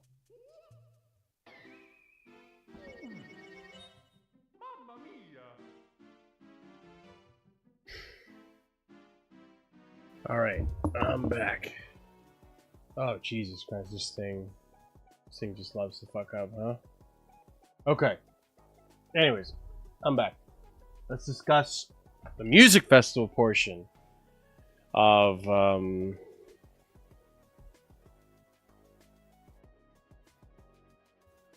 if I trip. While we have ourselves a drink called Magic Hydra. A nice Tripping Animals collaboration with Mortalis Brewery Company. A good brewing company. Okay. So, and you can see the viscosity here. It's a sour beer, okay? Delicious sour beer, though. Anyways. So. Get there. I'm tired. I'm only on 4 hours of sleep because I had to get up at 4 in the morning. Just about to travel over to Live Oak. So I'm only on 4 hours of sleep. Get there, get my camping pass, meet up with my friends, we all have a good time. And we end up traveling in together. My friends had gone in a day earlier to ensure that they had good spots. And yeah. So I got there on Wednesday. And then Wednesday, we go in, we get our camping site. We decide we have to get some more stuff. We decide we have to travel. We start drinking. I get my beer, I go to the general store, I get more beer, and I'm drunk as shit. I'm drinking my Kraken, and meet up with some friends, meet up with the girl I met up earlier as well. She was going to be there. And just had a phenomenal fucking time. Unfortunately, that day I passed out around 11:30 because I was so tired. I was already drunk, so yeah, passed out pretty early for that one. Then passed out pretty early for that one. Then Thursday is the day of the festival, and met some people in the morning. Talked to them. And got ready for the festival. Went in. Got drunk. Recorded some videos I don't remember. Had a good time. Met up with a friend as well later that night. And we ended up seeing this one band that I did not expect to see, called Zeta. And I'm not gonna lie to you guys, that might have been the most like impressive act of the weekend. I was really happy to see that because it was Venezuelan post-hardcore, which I was not expecting to see any music genre similar at all to the kind of music that I like there. They were fucking awesome. They killed it. There was like naked women dancing on the stage as well and shit like that. Like it was pretty intense. And by intense, I mean wild. So yeah, it was pretty wild. So we got to see them. They were pretty cool. What else did we do? I don't remember what else we did. I feel like that night was a pretty short night. We went to see Boogie T. Boogie T was disappointing, I'm not gonna lie. I was like not happy with that set. I don't think there was much. I think that night we were just mostly exploring for the most part. Not really seeing much. Then Friday we decided to have a trip day. So we decided to do some shroomies and acid and all that fun stuff. And a lot of funny things happened. A lot of funny stories. It was a good time. We ended up... So, we take shroomies, acid, all that fun stuff that first day. Everyone's on the same boat. And so, my buddy is dressed up as Waldo. And I'm dressed up as just like some kimono samurai thing, whatever the fuck. It doesn't matter. Alright. I'm in my kimono. And so, a few things that happened that day that I can remember is we ended up going to String Cheese, right? And so String Cheese Incident is a band that they're really popular in these festivals. And I remember we came up, right? A few funny stories. We came up to the top of the hill and it was a massive, massive crowd of people, guys. Insanely massive crowd of people. It was so many people. I've never seen this many people in my life.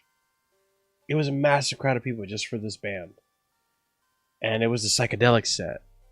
So it was like really trippy visual shit, right? So I remember we get up there. And one of the buddies I met there, his name was Larry. For his totem, he decided to get an inflatable helium balloon with the number 5 on it. And he added more balloons to it. And while he was traveling with this balloon strapped on his backpack, people constantly kept harassing him and asking him what the hell the point of the 5 was. Or they kept going up and saying, "Happy 5th birthday!" It was constant. He was being berated about it constantly. And every time someone would come up and be like, "Hey, so what's the point of the 5? I would just start cracking the fuck up because there's no point to the 5. He just got a 5 because it was the first thing you could see. It was $20 a pop for the fucking thing. So he just got a 5 because he could. Alright? And so, and what was really cool about the totem is he hung it up with these LED lights that would change color. And I shit you not, guys. I was so deep in the psychedelics that day that whenever he would shake this light while it was up in the air, he would shake the string, right? I would see DNA strands. It was insane, the visuals I was getting. So every time someone would stop and be like, "Happy 5th birthday." This man's a grown-ass man. He's like 32, 33. And everyone would say, "Happy 5th birthday. Happy 5th anniversary." It was so funny. I was dying. It was so fucking funny. But this thing was awesome because you could hang it up so high in the air and people could just find you. No problem. People could find you. So,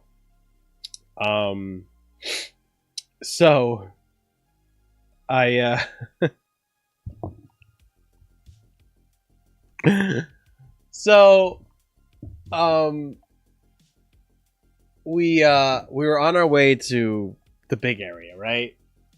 And there's just so much to remember and compartmentalize, guys, so bear with me as I'm going through the story, as I'm also drinking. So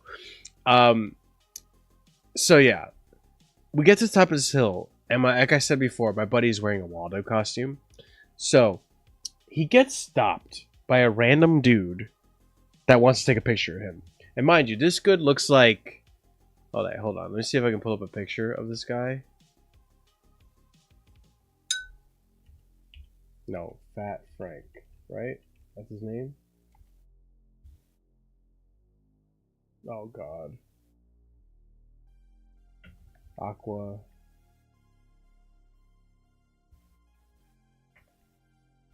I thought his name was Frank.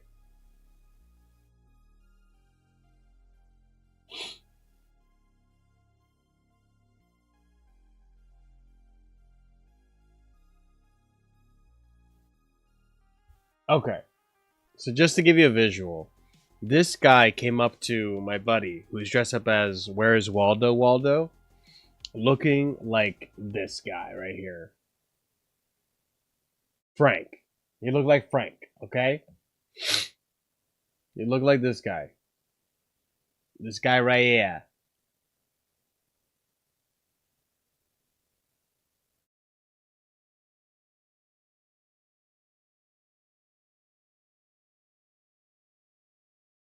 Okay. So he looked like this, okay? That's my point. Meatwad tries to get Carl. His name is Carl. Okay, he looks like a Frank, but his name is Carl. So, okay, that was my point. Alright, it looks like this guy, okay? So, he asked for a picture. So he takes the picture, and my buddy's girlfriend, fiance, Elle, goes to take the picture. She can't figure out how to take the fucking flash on and all that stuff. So there's a whole ass process going on, and it's taking longer than it should. And so we're done taking the picture, right? And Alan, who's dressed up as Waldo, we're walking, right? Alan, who's dressed up as Waldo, goes, "Holy shit, man. Why'd you take so long to take that picture? That guy really fucking smelled so bad." And so Elle starts losing her shit. And then we're walking. And we're walking. And Waldo's like, or Alan is like, "Why is my hand wet?" And he's fucking feeling his hand. And then it clicks that the guy he took a picture with was sweaty as shit. And he was holding him the whole time, trying to take this picture. This guy's soaking into this guy's shirt, bro. The guy's fucking sweaty as fuck. Yeah, dude, it was so gross. He was sweaty as fuck. And Elle's fucking dying on the ground. I'm just like, yo, what the fuck is going on? Why are you guys laughing? I have no fucking... Like, listen, I'm tripping dick, too. Don't get me wrong. But I'm like, why are you guys laughing? It makes no fucking sense. What the hell is going on? And fucking... Whatever, man. Like, they're doing the thing, and they're laughing. And we lose Alan along the way. We watched the string cheese set. It was a good time, really trippy, really awesome. And so yeah, that's what I can. Oh, okay. So we run into Alan again. I go back to camp because I wanted to get my LED poi, which I was showing you guys on Patreon, I think, what poi was. So I got my LED poi, came back, met up with these guys again on the way there. We all met up because like some people had to get like food and stuff, and I was coming back, and we all ended up meeting up in the same exact spot. Coincidentally, it was awesome. Like a little squad like found each other, and so we we end up going back in, and we decided to walk through the mural maze. We decided to what else did we do? We went to see E-Prom, I think. We had even more laughs. Like, this day was just filled with laughter and shit. It was such a good time. Friday was an amazing time there. And yeah, it was awesome. I can't remember anything else that happened that day. But yeah, like it was just a good time. We were just laughing our asses off and shit. Oh, I remember something that happened that day. Okay. So, we all lost each other at some point, right? And then we came back to the campsite. Well, everyone was at the campsite, except for me. So then I decided, okay, I'm gonna go to the campsite because I was still at the lake. And so, I'm walking around. And guys, this is a story that I didn't think I was ever gonna tell in my life. But it happened. It happened. I promise you. Listen, it lives in my head, but this shit actually happened to me, okay? So, I'm minding my own business. Drop some stuff here. I'm minding my own business, right? I'm walking, doing my fucking thing, right? I feel alone. I got no friends, no girlfriend. I got to go to school. I have my head down all day and keep myself. I don't have anyone to talk to. Feels like a little bit too much information to share a clip edit 420 on the internet with a random stranger, but hey, if it makes you feel better that I'm talking here and I'm telling the story and you feel like you have some company with you, then by all means, man, stick around. So, I'm walking, you know, I'm doing my thing, and then I see this crew of Captain Crunch, right? People dressed up as Captain Crunch. Mind you, this is Friday, people are dressing up. It's a Halloween festival, so people are dressing up, doing their own fucking thing, right? And so, like, there's a crew of guys dressed up as Captain Crunch. And I like Captain Crunch. Captain Crunch is my favorite cereal. So, like, it's gonna grab my attention. So I'm looking over at them, right? And the guy, like, there's like a crew of them. And one of the guys says, like, hey, you want some Captain Crunch? And I'm like, bro, fuck yeah, I'll take some Captain Crunch. I love Captain Crunch. So, him and his posse of like 5 people, I want to say. I don't remember the exact number. It was so many. 5 people come up to me and they're like, all right, bro, open your mouth. Let's go. And like, I open my mouth and I'm just like, like opening my fucking mouth, right? And these fuckers start pouring Captain Crunch down my fucking throat. And I'm over here like,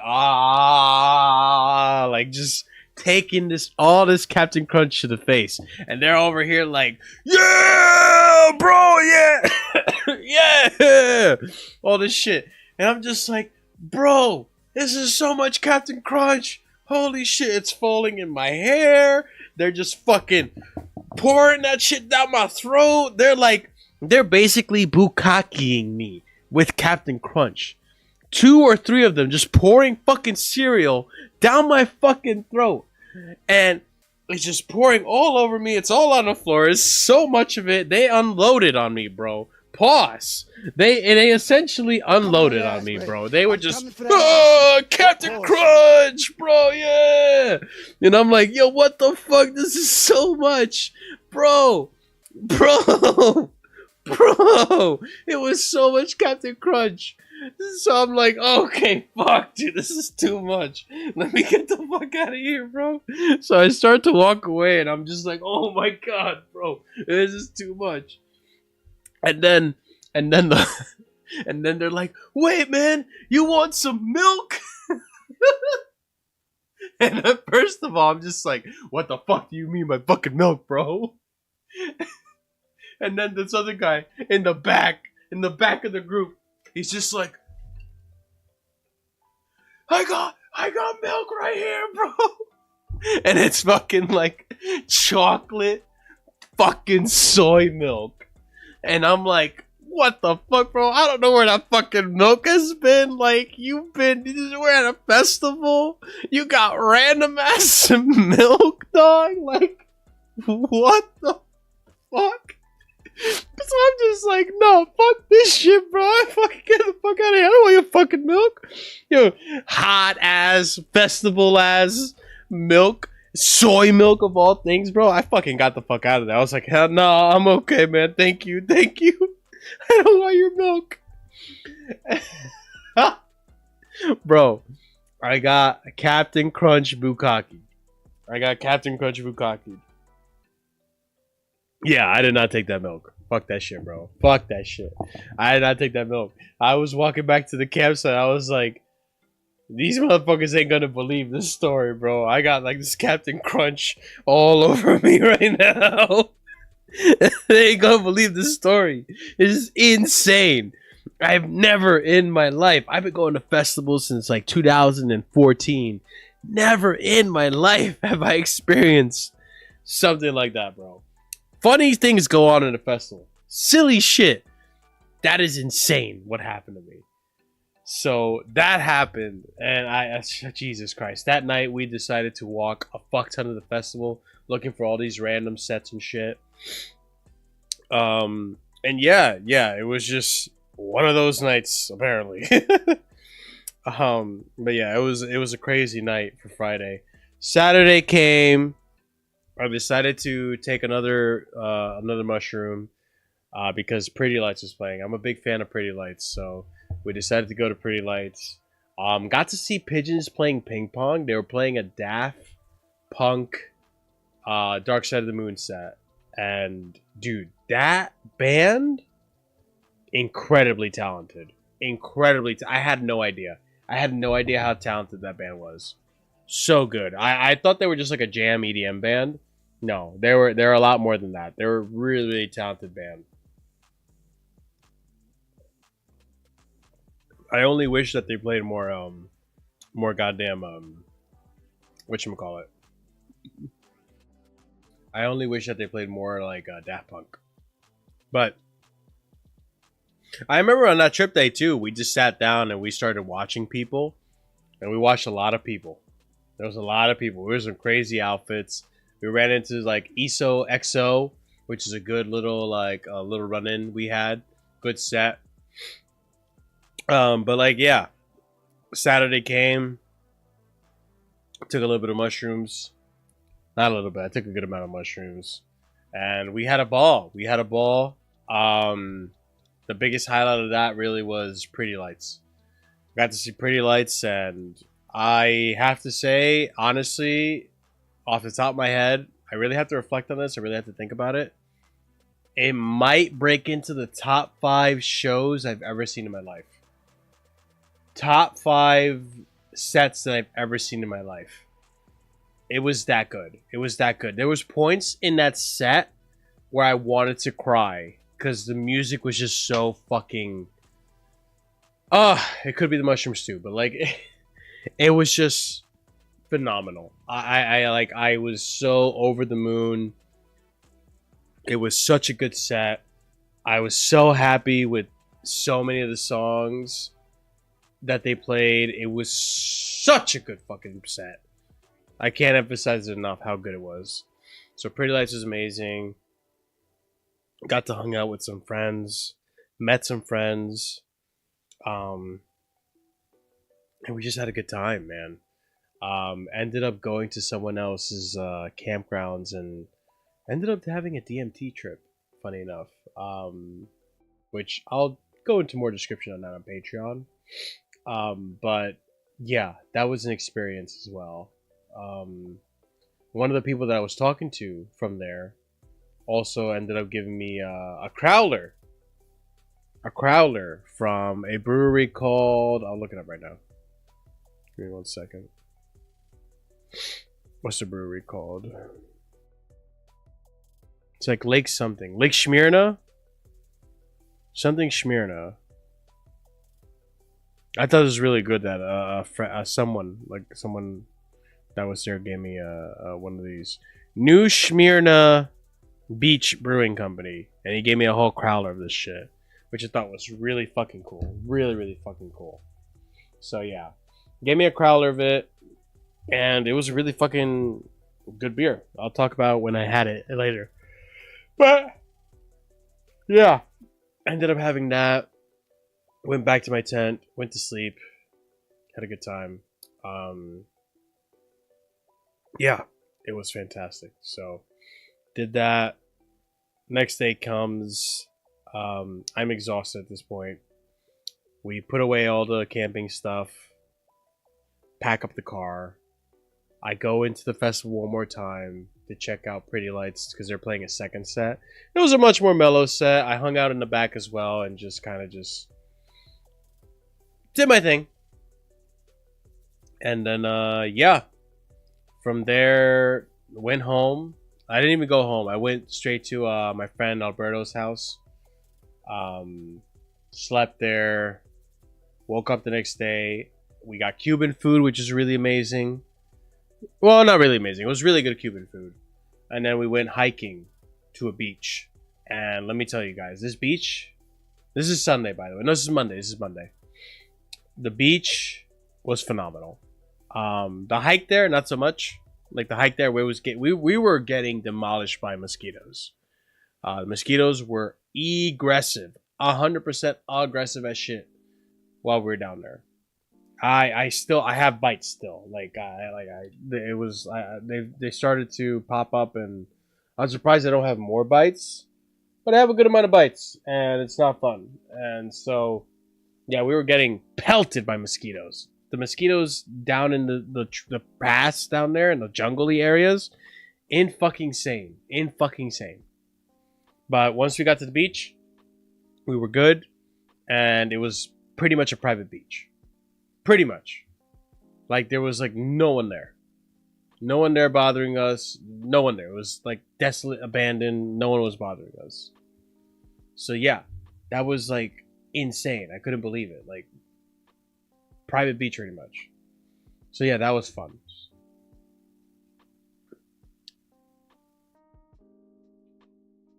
So, yeah. Walked back to the car.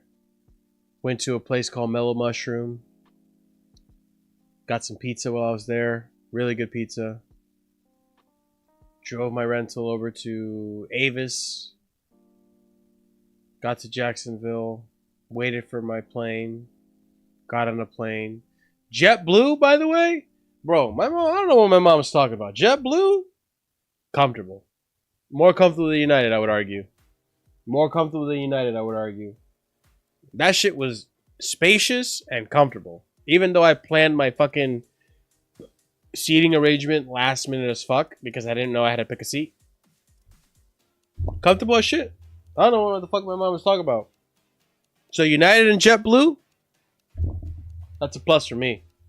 The only thing about JetBlue is that it was late. I didn't like that it was late. I hated that it was late.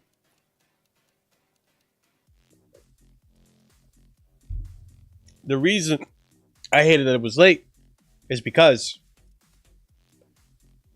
by the time your boy got to New York, it was 9:45.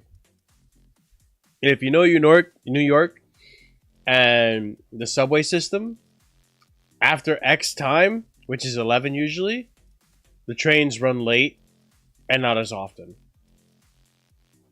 So I got to JFK around 9:45, which sucked dick, and then ended up getting home. So I took the shuttle, which also JFK, fuck you for charging for the shuttle. This is why I gotta play my chips a lot earlier because I can't be doing this bullshit again. It's gotta be Newark, okay? It's gotta be Newark. So fucking get to JFK. JFK charges you $7 or $8 for the shuttle? Go fuck yourself. That shuttle was free in Florida. And that shuttle should be free, period. Like, literally go fuck yourself. You make so much money as it is. Why do you gotta charge for a shuttle? Or a shuttle train, whatever train, lightning train, whatever. Fuck you. Fuck you. Fuck you. So, yeah. End up getting on the A train, right? Because that's the train I need to take to get to, the World Trade Center path. Get there. And I'm waiting. The train gets there maybe 15, 20 minutes later. Train takes me down 3 stops before it stops and tells me, hey, take the shuttle over to the rest of the A train. Mind you, I had to just go with my instincts and follow what people were doing because I had headphones in and I didn't hear what the fuck the notice was. Take a shuttle. Then I go to the next stop on the A train. And I'm waiting another fucking 20 minutes for this A train to show up. A train shows up, I get on it, takes me all the way to fucking World Trade Center. World Trade Center is a walk away, so we're walking, homeless people everywhere. Then I get to World Trade Center, then we're waiting for World Trade Center to arrive. That's another 15 minutes or so. World Trade Center gets there, get on the World Trade Center fucking cart, goes all the way to Journal Square, then it fucking waits for fucking people from 33rd to get there so they can embark more people, rather than just coming to Newark, coming back, and maybe doing something like that. I don't fucking know. So, gay! Anyways, my flight got there around 9:40. I did not get home until about 2 in the morning. Yeah, it was insane. So, JFK, never again. But I will say this. I feel fully recharged. I feel fully inspired. And I feel fully ready to go. I just want to focus on my shit. I'm going to focus on other things too. I think one thing that I learned too is that I want to be a little more social. I need to get that out of me. You know, I need to start getting out there. I did meet a few friends while I was down there. And I think the shrooms helped out with a lot of my social anxiety. So I think that's something I want to look into. But regardless, I don't want to have to go through that awkward phase on shrooms. It was the come down that I was able to break through. But regardless, yeah, it was a good time. It was a good trip. I learned a lot about myself. I didn't go into super detail. Those things are going to stay for Patreon because I do want to discuss a few other things as well while I'm out there. But like, regardless, I had a good time. I learned a lot about myself. And yeah, I feel recharged, ready to go. And I feel like I probably should be doing vacations twice a year, not just once a year. Because I feel like in 6 months, I could do this again, come back, and feel ready to go again. Because I feel like I could have been more productive if I was able to take a break, come back, hit the ground running. And then, you know, get more done that way. Whereas, like, I'll admit, like, towards the end, towards going into vacation, I felt like I was running on autopilot for a hot minute. Now I feel like I'm ready to, like, do what I gotta do and improve on it, you know? So I feel really recharged. I think the vacation really did help me. So I'm grateful for that. And I'm grateful for Pretty Lights as well. I feel like Pretty Lights taught me a lot. That set was amazing. So I came out of that like a different person. But alright guys, that was my vacation. Jose, thank you. I did come back safe. And I learned a lot about myself, man. I really did. It was a phenomenal time. I learned a lot about myself for sure. And yeah, we're gonna make sure things go the way they're supposed to, okay? Alright, I'm unmuting, I'm deafening myself on Discord. My story is done. Sorry it took so long. It took me 2 hours to tell the story. About my vacation, pretty much. But yeah, I just wanted to talk to you guys about it. I wanted to tell all the stories. I wanted to tell most of the stories, not all of them. I'm sure there's plenty of funny parts that I forgot and I left out that are going to stay between me and my friends. But yeah, it was a good time, guys. It was a good time. Let's sit back, relax, watch some YouTube videos. We're pretty much doing an exclusive like just chatting stream. If there's enough people that want to hang out, we can probably play some Discord games and shit. But yeah, we're just chatting, we're just hanging out, we're just doing our thing tonight. So yeah, we're not doing much. What the hell is this? Okay, okay, hold on. Okay, hold on. Let it charge or load. Okay.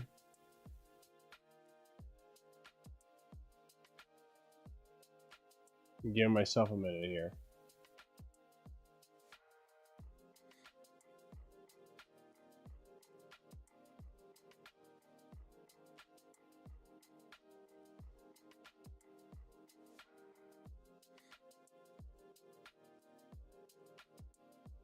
Okay, okay.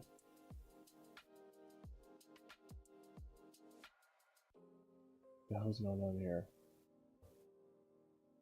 I'm gonna join. Yeah, yeah, do your thing, man. Come through, come through. That's a thing. This is a thing. It's 5. Okay, we'll watch this.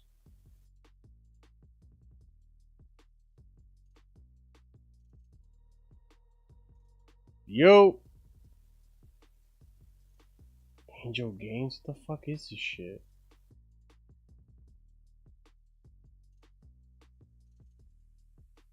Yeah, I can hear you. Jose, big up to you because you helped me out with the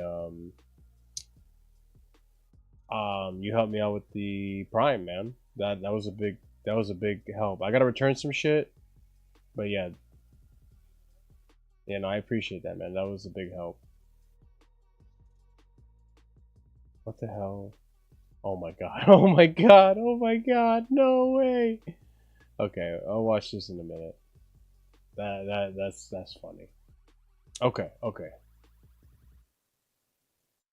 So I'm gonna put some stuff here on a Discord as well. So if you want to react to some shit or watch some videos with me, then by all means. What the hell is going on here?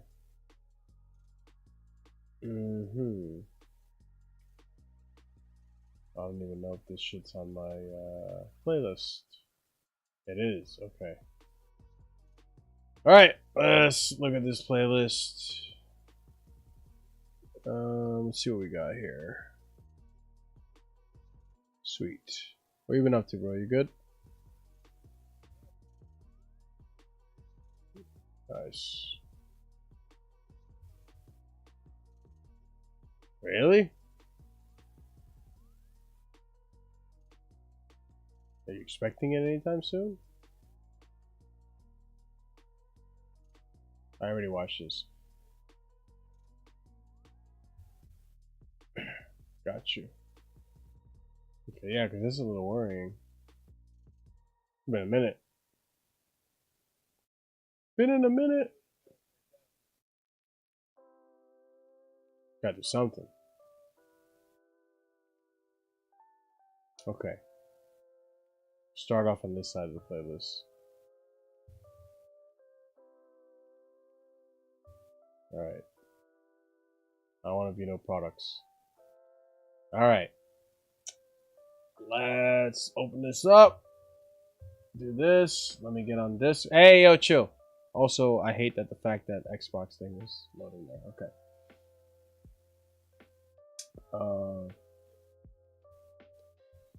What do you mean you don't know what to do? In terms of work? Or in terms of... Game. Nah, man. You know what we're doing right now? We're chilling. We're chilling, man. We're chilling. I got you. Give me 1 second.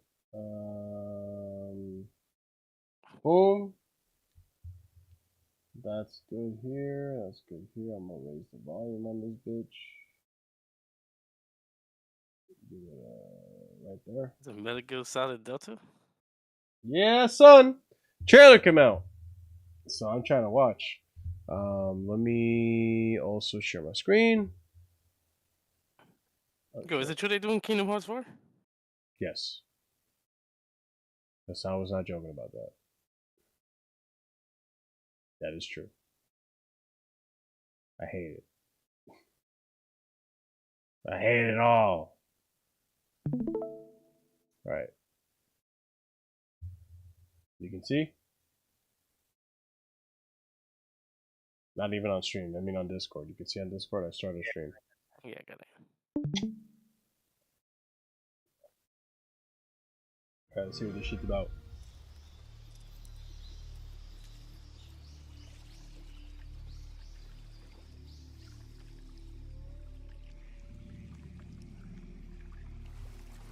Pre-alpha footage. Okay. Hold up. Stop playing, bro. Stop playing, bro. What are we doing? Oh shit, that looks a lot better now. That looks way better. Okay. Oh, that looks nice.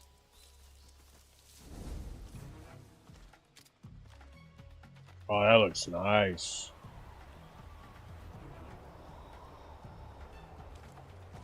So they're being serious about this. This is actually gonna happen.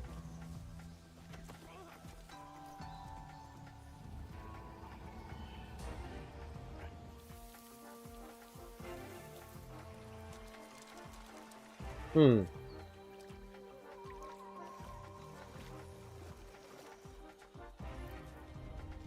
Damn. Damn! Okay, hold on. You saw me play this game, right? All of them.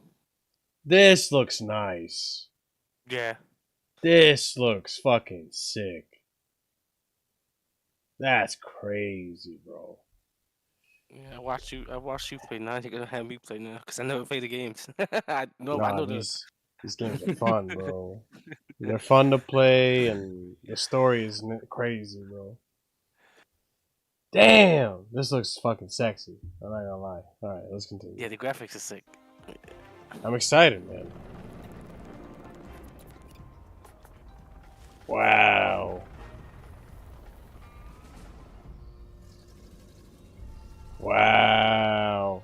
I'm excited for this. Oh, man. Unreal Engine 5. Yeah, about time, man. About time to use that Unreal Engine shit. Alright, cool. Fuck it. I gotta get a PS5. Oh, don't you put the Xbox in the PS5? It's on both.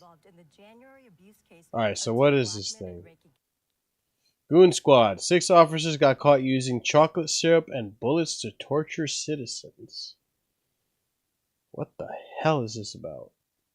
County appeared in court today to face state charges. 12 News' Tia McKenzie, she is live from the Rankin County Court with more on today's hearing. The courtroom was packed to maximum capacity as those 6 officers pleaded guilty once again, this time to state charges.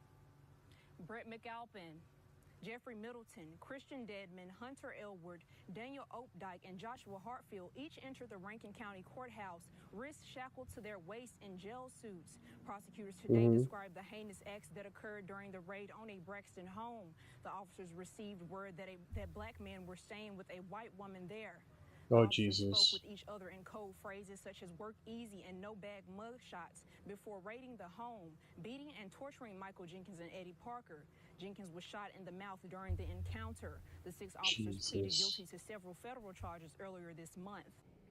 If they pleaded guilty, it's because the case against them was so surefire. It was so crazy. It was so clear cut. That if they pleaded non-guilty, they would get. Yeah, I was away for. No, I'm far back. Yeah. It's been like weeks. Yeah, I'm not as far back as you. Ever since the shit that happened between what's going on in the world, I've been catching up with that shit. No, fair enough. Yeah, fair enough. But like, yeah, I have to catch up with everything I missed while I was away, and yeah, I missed quite a bit. So that's why I said like, fuck it, man, we're just gonna do a just chatting stream. Fuck this shit. Yeah, let's see what's up. They would get even more. The cops almost never plead guilty to these kinds of cases, but in this case, not only were these guys 100% guilty, but the people prosecuting them already had all the evidence. And came back inside, he observed MJ and EP covered in chocolate syrup and other liquids. Shortly after, MJ and EP were ordered to strip naked and shower off. Their handcuffs were removed. After MJ and EP showered off and changed into clean underwear and sweats, they were handcuffed again and brought to the side bedroom adjacent to the carport. The officers began discussing the comparative strength of their respective tasers, and they decided to test their tasers on MJ and EP to see which one was the most powerful. Jesus. What did a person do to deserve this? Sleep with the caucus queens. Jesus. What? Well, no, we're not carrying on. That's all he did? Mm-hmm. Just because he was sleeping with a girl. Obviously, the A white girl who was involved in this case is probably related to one of the officers. Oh. And if I remember correctly, this was like in Mississippi or some shit. You have to disagree with this factual basis. You have to disagree with what she said. Okay, so they admit to everything that she said in regards to tasering the dudes and doing. As I understand it from some of the details, it even involved some bedroom toys being inserted in some of the men. Jesus fucking Christ. What the fuck, bro? Why? Why you gotta... Why? That's so excessive. Yeah. Tasering the shit out of the guy, testing your tasers on him, and you gotta start doing some gay shit on him? That's wild, bro. What the fuck? And 6 of them. Fuck me, man. Firearms being inserted in their mouths, and one of the firearms ended up going off while inside the mouth of the person, thus blowing off a portion of their face. The person did survive, but with extra holes in them. The arrest we make against you is a use of force or intimidation that may cause you to change your plea tonight. Promises are hope for reward that may be used whenever you change your plea tonight. After speaking to your attorney, you want to decide to plead guilty. At this point, he's just basically reading out the plea, letting him know, like, you know what it is that you're pleading guilty to, and the guy's accepting everything. The lawyers have already had to hash this out. Rankin County Sheriff Brian Bailey released a statement in part. I believe today's guilty pleas show the community that our system of checks and balances is effective. As for those 6 officers, they are expected to be sentenced in mid-November. Live in Rankin County, Tia McKenzie, 12 News. Thank you so much, Tia. Well, Rankin County Sheriff Brian Bailey also included in his statement on today's court proceedings that, quote, the Rankin County Sheriff's Office continues to evaluate and modify its policies, procedures, and training for all Sheriff's Office employees. So, any initial thoughts? It's crazy shit. Yeah, every time. It's a lot. They did all those. It's insane. Well, there's state charges. Let's see here. And there's some federal charges. So I gotta admit, this is probably gonna be a minimum of 12 years. Let's see. So I'll just read out some of the stuff. The former officers pleaded guilty August 3rd to federal charges in the case in which the U.S. prosecutor said the former officers kicked down the door of a home in Braxton, Mississippi, where the black men were living, and then basically began assaulting them for 2 hours, both physically and the sexual nature. God damn. The officers did not have a warrant, and some called themselves insane. Goon Squad. They don't have a warrant for what? That booty hole? I don't think a warrant. I think that even with a warrant. Actually, you can go inside booty holes with a warrant. I understand, but with Wait, hey, yo. What do you mean you can go into side booty holes with a warrant? Hell no, that can't be true. That can't be real. What the fuck? I'm gonna start going inside a bunch of booty holes with a warrant. I don't even like booty holes like that.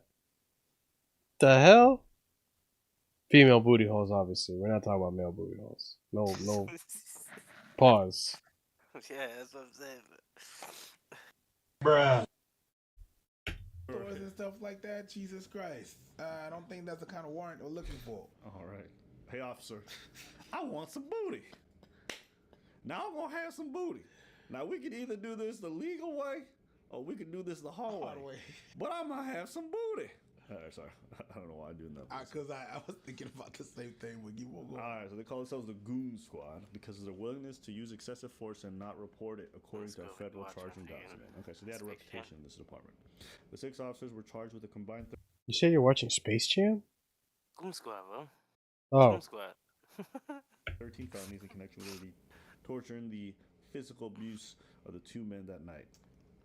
The lawyer for one of the guys says he takes full responsibility for his part in the horrific harms perpetrated by Mr. Jenkins and Mr. Parker, the victims, and is prepared to face the consequences of his misconduct. The deputies, in their repeated use of racial slurs in the course of their violent acts, were oppressive and hateful against their African American victims. So there were slurs used against this, and there wasn't part of a huge racial component to how all this started. Defendants were motivated on the basis of race and the color of the skin of the persons they went after. Okay, here we go. According to federal charging documents, Dedman texted Elward, Middleton, and Oddpike, these are officers, on January 24th about going to the property in Braxton to resolve a complaint received by McAlpin. Okay? McAlpin's white neighbor told him several black men were staying at a white woman's home and reported seeing suspicious behavior. No, it has nothing to do with one of them fucking the officer's wife. I thought that's what you meant. It's not even that. I'm going to be honest with you. Somebody's fucking that woman. Yeah, somebody's fucking that woman. But that was not no officer's wife. That was the neighbor. Someone's girl. That's that girl fucking and that officer insane. Is that written? No. Then I'm not going to say that. I will. Why? Because it's not just a white woman and a black man. That's not that. Is that woman is involved with one of the dudes. Do you understand there's no relation? They just saw a random black man arrive. No, they had a complaint from the neighbor. That's what you just read. By the neighbor, yes. But if the neighbor knows the officer the neighbor's like, yo! Someone fucking yo, wow. Oh, one of the women in the... They all know each other. That's how it is in some of these neighborhoods. They all know each other. Okay.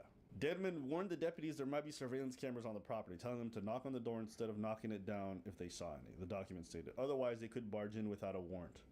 The document conceded. No bad mug shots, he said, meaning prosecutor said the defendants could use excessive force on parts of the body that would not be seen in a mug shot. Yeah. Wow. Avoiding a surveillance camera above the front door, Dedman, Oddpike, and Elward broke open the carpet door while Hartfield kicked open the back door. The document stated they encountered Parker, who was living there to help take care of the woman who owned the property, and his friend Jenkins, who was staying there temporarily. Over the next 2 hours, the two men were subjugated to grueling violence at the hands of these officers. Jesus. They were reportedly tased, called racial slurs. The officers poured milk, alcohol, and chocolate syrup in their mouths. Elward threw eggs at the men, and Dedman poured grease on Parker's hands. Eventually, Elward moved a bullet from his gun, forced Jenkins onto his knees, and put the gun in his mouth.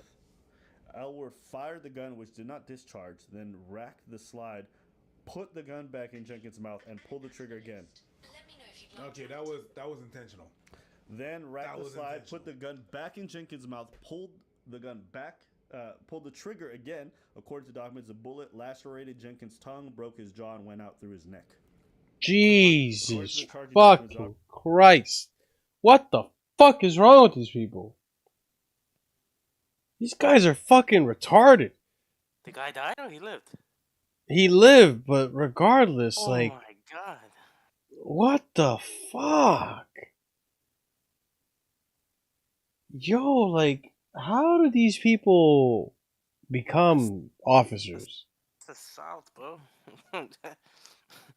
That's insane. How? How do these people become officers? I don't know, bro. That's so insane, bro. Yo, Mississippi, get your shit together. Get your shit together. This is not acceptable. Officers then devised a cover story discussing a planting gun Middleton had in his patrol car on Jenkins. That means that they already have guns waiting to be planted on people so that they can make sure the story gets out. Oh, for sure. Really twisted. And this is a detail that I think is probably most key in this whole thing.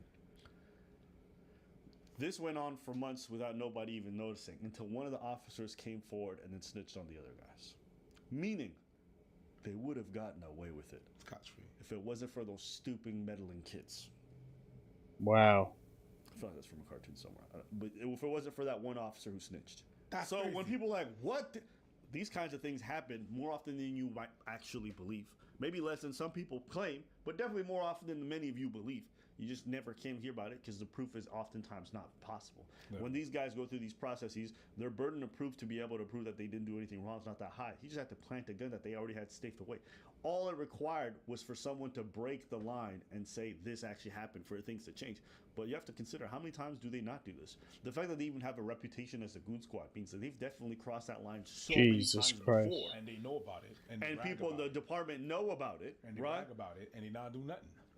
So that's just something to be mindful of. But instead, Elwood planted a BB gun. The officers discarded one shell casing. The document stated Harfield threw the man's soiled clothes in the woods, took the hard drive from the home surveillance system before throwing it in a creek, according to the document. Like they went through all that trouble for what? You gotta imagine they gotta have some connection with either the defendants or the person, the woman. I would imagine. I refuse to believe they just saw two men and then they went through all that trouble and tortured. There's something else. There's an element to this, and that's why I don't think that would be like such an insane early 1900s level of racism to actually go through that, like Ku Klux Klan level of racism to actually go through that and not have some type of means or incentive to do it. You know? Yeah. Like something must have happened, because I don't think there's still racists in America, but are there still racists that will do that type of shit just for the fact that they don't like black people? In Mississippi? Mississippi? I don't know. I feel like we've tamed a lot of that shit. I don't know. I mean, you could be right, but I don't know. But if you're not wrong. Probably won't be able to gather more information because the court filings probably still have to go through to some degree. We'll get it after everybody's prosecuted, probably. Yeah. So we'll see. We'll have to find out. But I'm betting on 13 years. After that's what I think they're probably going to end up getting good behavior. I'll probably be sentenced like 20. That's crazy. For attempted murder. Nobody died, so it's not like a 25 to life thing. No, attempted. Attempted is very good, and then the additional charges, and depending on how the state charges work, it could be concurrent. So they might have to do the time for the attempted, and then everything else as well. Consecutive, you mean? Yeah.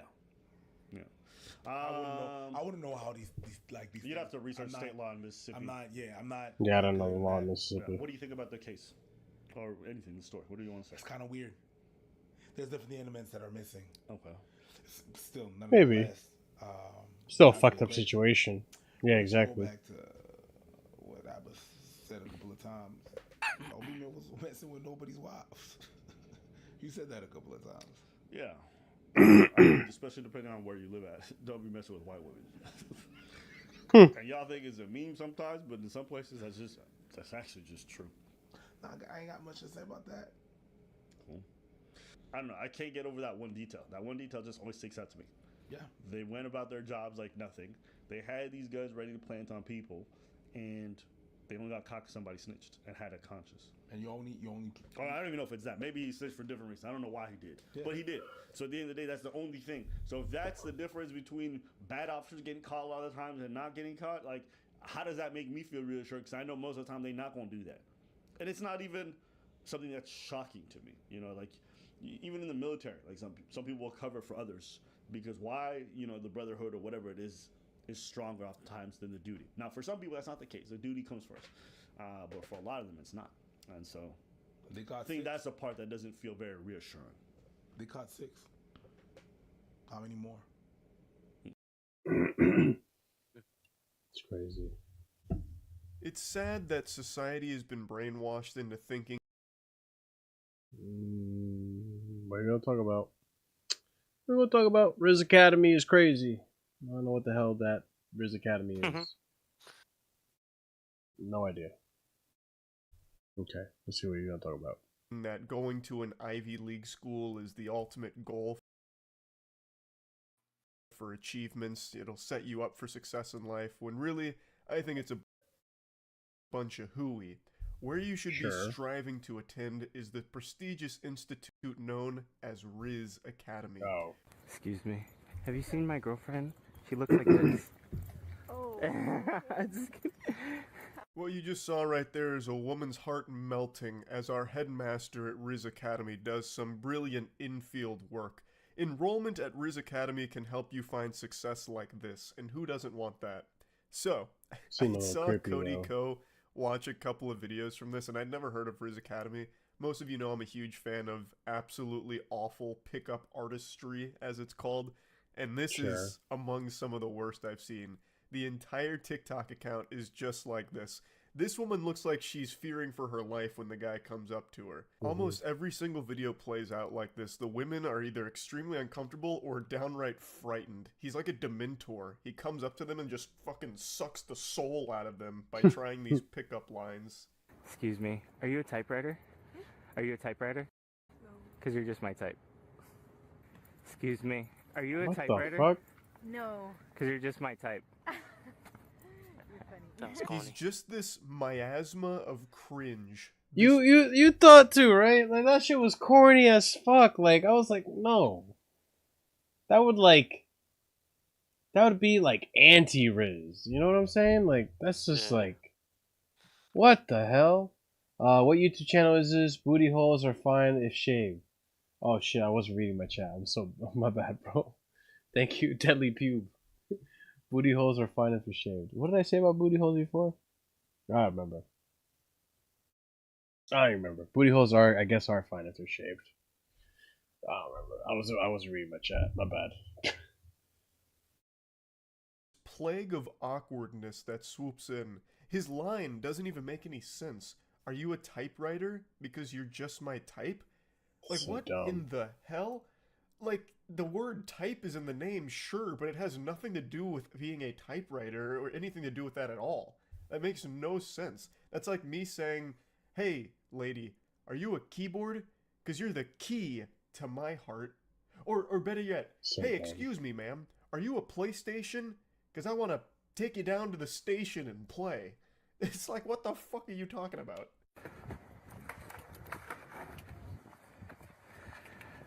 Okay, I'm gonna have to write you a ticket. Who said you can look this good? And the premise is, what's your name? Krista, Do you think I can get your phone number? I have a girlfriend. I have a goldfish. Wee woo, wee woo. Fuck. I have a goldfish. Bruh.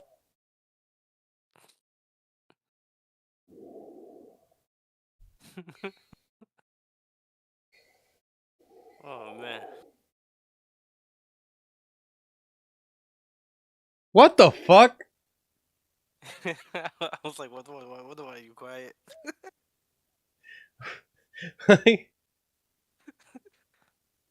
What the fuck? I don't know, bro. What? All right. Let's see more. It must get better, right? It must. Hope so, because There must be some part where it's like, oh, all right, that's a good line. Yeah, right. We'll see. Ooh, watch out, ladies. Riz Patrol's out and about, and he almost wrote her a ticket for being too good looking. And then, you know how that panned out. Not very well. Also, I have to love his comeback when she mentions that she has a girlfriend. His checkmating move is, I have a goldfish. Genius. What the fuck? Hey, cutie. Sorry. Hi. I like your vibe. It's showing like adventurous. Do you know what this is? Like a old telephone, I don't know. Yeah, and the only thing it's like it's not working because I don't have your phone number. You think I can get your phone number? Oh. Oh, the nervous laugh. The nervous laugh. She was like, you're like, get away from me. yeah, I felt that get away from me vibe so hard. Yeah. The fact that these guys record these videos and actually end up posting them and have absolutely no fucking self-awareness of how cringe some of these pickup lines are just goes to show this works 0 times for them. They have absolutely no fucking clue or social intelligence to realize, like, bro, this is just cringe. It just blows my mind. My. There's a lot to break down here. So he comes at her like it's an ambush. Like he's part of a sting operation. They're busting her. So like she doesn't even register that this was an attempt to like flirt immediately. So he walks up to her like a random encounter in an MMO, says, "Hey, cutie," and she's just like, "Oh, sorry." Yeah, Thinking yeah, that she had yeah. gotten his way or something, so she tries to like dodge him, but then he like swoops back around. He's like, "Wait a minute, no. I like your vibe." And his use of props is actually extremely commendable. So we saw him with the clipboard when he was RPing his Riz Patrol. Now he's got like an old rotary phone out, which I don't know who told him that this is a good idea to be like using props and shit, turning into like a thespian troupe with trying to get numbers, but what do I know? This guy's the goddamn headmaster of the Riz Academy. He is the one No, who thank you. knocks. So, you know, he's got his old phone. He tells her, "Hey, look, it doesn't work because your phone number's not in it. It's going to magically fix it." And you can just see the discomfort wash over her entire being. I just don't even see what the end game here is with this strategy. Like, what the fuck do you expect to happen next? Like, oh, okay, I really want to fix that old phone, so I'll give you my phone number so you can input it into the rotary device and we can get it all squared away. It's like, what the, like, you can't even play along with this. Like, I will admit, though, like, I'm sure there's some girls that if they see you make this much of an effort, they'll be like, okay, yeah, I will give you your number. I just think it's the way he delivered it that was like, bruh, this just seems, and he has a camera on him as well. Like, it's just seems cringy. It just seems cringy. There is nothing you can do here except be uncomfortable. There is no winning move here. The only winning move is not to play. I think you're really cute and I like your vibe. It's showing like adventurous. Do you know what this is? It's like an old phone. The only thing it's like it's not working because it doesn't have your phone number in it. Heavens to Betsy, Oh, just God. put the rotary phone away. Stop using it. It's not working. It will never work. Get rid of the rotary phone and get it out of your routine. Excuse me. Do you watch Stranger Things? Mm-hmm. I was about to say it's the strangest thing because I don't have your phone number. do you know what this is? Oh, what's up? It's like a Wait, phone. what Yeah, the? it's my Put the phone away. You what? Dog, you already had the one pickup line. Why you gotta hit it with a second one? Dog, you're doing too much. You're doing too much, bro. You're doing too much. I feel like maybe the first one kind of worked. She was like reacting to it, whatever. Well, you hit her with the second one. It's like, oh, okay, this guy's corny as fuck. Get your phone number? Oh, I don't know. Why are you carrying that around? Is that Get That's rid what of I'm the saying. rotary phone, I'm begging you. Take a sledgehammer to it. Vanquish it. Don't do it again. That's and what I I'm am saying. so tired of the lines he uses. It actually That's is what I'm making saying. me upset from the outside looking in here. Do you watch Stranger Things? Because the strangest thing, I don't have your phone number. Stop it. Fucking stop it. These So are stinkers. corny. Like, I could come up with these forever, and none of them are good. Hey, excuse... I almost choked on that one. It's so bad. Excuse me, ma'am. Have you seen James Bond's License to Kill? Yeah? Well, I've got a license to kill that pussy. What's your number? Or, hey, you know my favorite movie is The Mummy? Well, I want to put a baby in you and make you the mommy. What the fuck? It's so Even just bad. saying this makes me feel awful. The point is, it's a terrible format for your pickup lines here. Excuse me. Do you watch Stranger Things? Yes. Yeah. Because it's the strangest thing that I don't have your phone number. Okay. That fake laugh You is. want it for real? Yeah. 5,000 no's. Yes to make it all But I work. mean, like, that's what I like. Okay. At least they're showing the process, I guess. I don't know. Like, I feel like half the time these pickup lines only work like 1 out of like fucking 20 times. At least that's me. Maybe it works more often. Maybe it works depending on the delivery, but like, yeah, he was bound to get a number at some point. You know? Every girl's got a different type. I don't know. I don't know. I don't know. It. Buddy's done it. Somehow, the Stranger Things line gets him a number. Probably a fake number, but we'll take whatever small W's we can get out here. That's the Riz Academy difference. You don't need Halloween because you're a treat every day. Aw, thank you. Do you think you can get your Instagram? I don't have Instagram. Your phone number? Probably not. Okay. I'm sorry. Have a good Have one. a great day, though. Ooh. Ooh. That was just a true combo of despair. An awful pickup line into just some brutally honest, no, you can't have my number.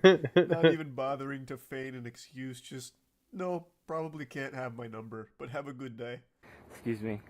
If I get bit by a spider, do I become... No, I become Spider-Man. If you bite me, can I be your man? What? Yeah. Wait, what? Huh?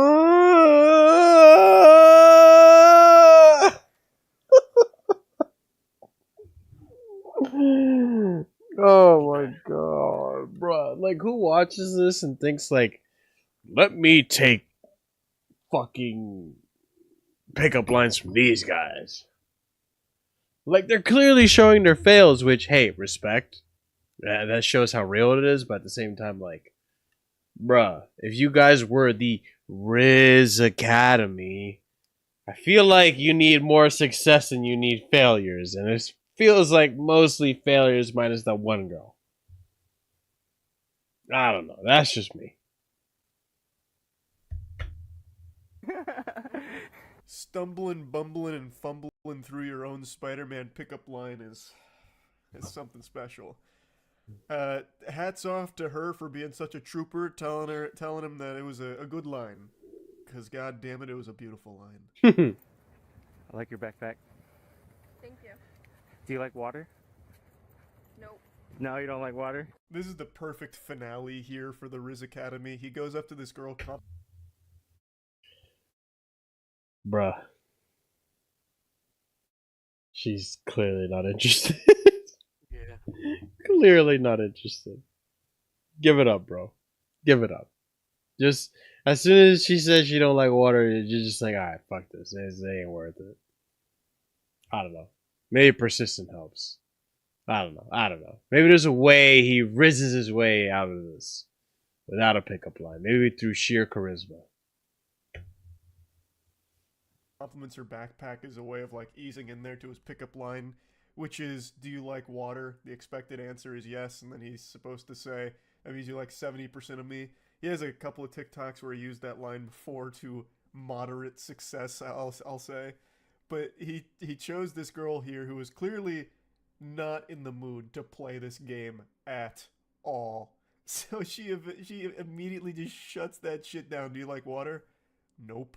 And the guy picks up on it. At least he didn't like keep pressing. So he's like, okay, I'll good back enough. it up and leave here. So at the very least, this guy doesn't like keep pushing. He just does his line and then lets the cards fall where they may.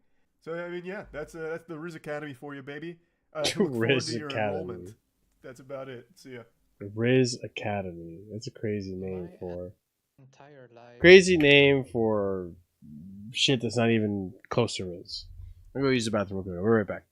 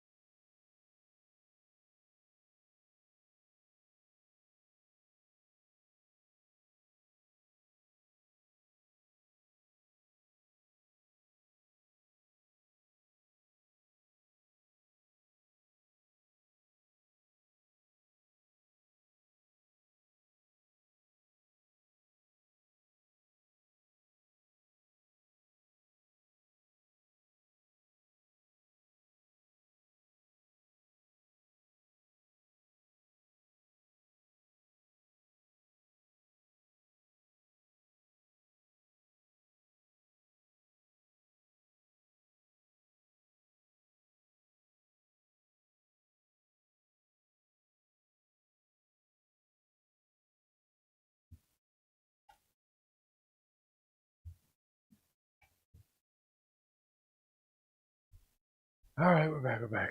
Channel is called Evan Preach. Oh. Yeah, I think that was another channel they're talking about. I think, yeah, it's actually the same channel. Okay, I'm back. All right, this is an old ass video they made a long time ago, about an ugly guy and his experience about being ugly. Apparently, he got married. So let's see what's going on. No way. I've been treated You got married before me, but quite bad. I feel really alone, and I felt like I was gonna search YouTube for people with the same issue as me, and that is being really unattractive. And I've been having lots of issues with that, because every video I come across is with a really attractive or normal person, and they have no idea. There was this time when I had a date with a girl, and I stood on the train on the train station, and I looked for her for 2 hours before I was like, okay, she gave up. And then I went home, and then she wrote that when she saw me, I was so ugly, she didn't have the encouragement to talk to me. That was a girl that Sheesh. treated me so badly and was just using me. She called me ugly. She forced me to walk 5 to 10 meters behind her. She'd never hold my hand. She never kissed me. It was not a good relationship. She never cared about me. She was always angry, aggressive. And for the first half year, she didn't really want to be in an actual relationship with me. She just wanted to be with me. Then she started calling me and being like, you should take me back because you are unlovable. I remember those words so clearly. Forgot about this. Unlovable. Hey, and welcome to another blog. Yo, and she's cute. If that's the girl, yeah, she's cute. God damn, bro, Riz the fuck. That bro went to the Riz Academy. That's what he did. That's what that bro did. Since we've done a blog, a lot of things have happened. I'm here with my wife, Julie. We are married. I love saying it though. I love it like all the time. Yes. And my wife. Every single time. Alright, get over it.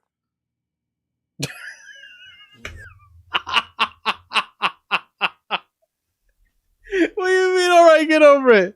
Yo, fuck you, bro. This guy went through fire and brimstone to find someone that would actually treat him right.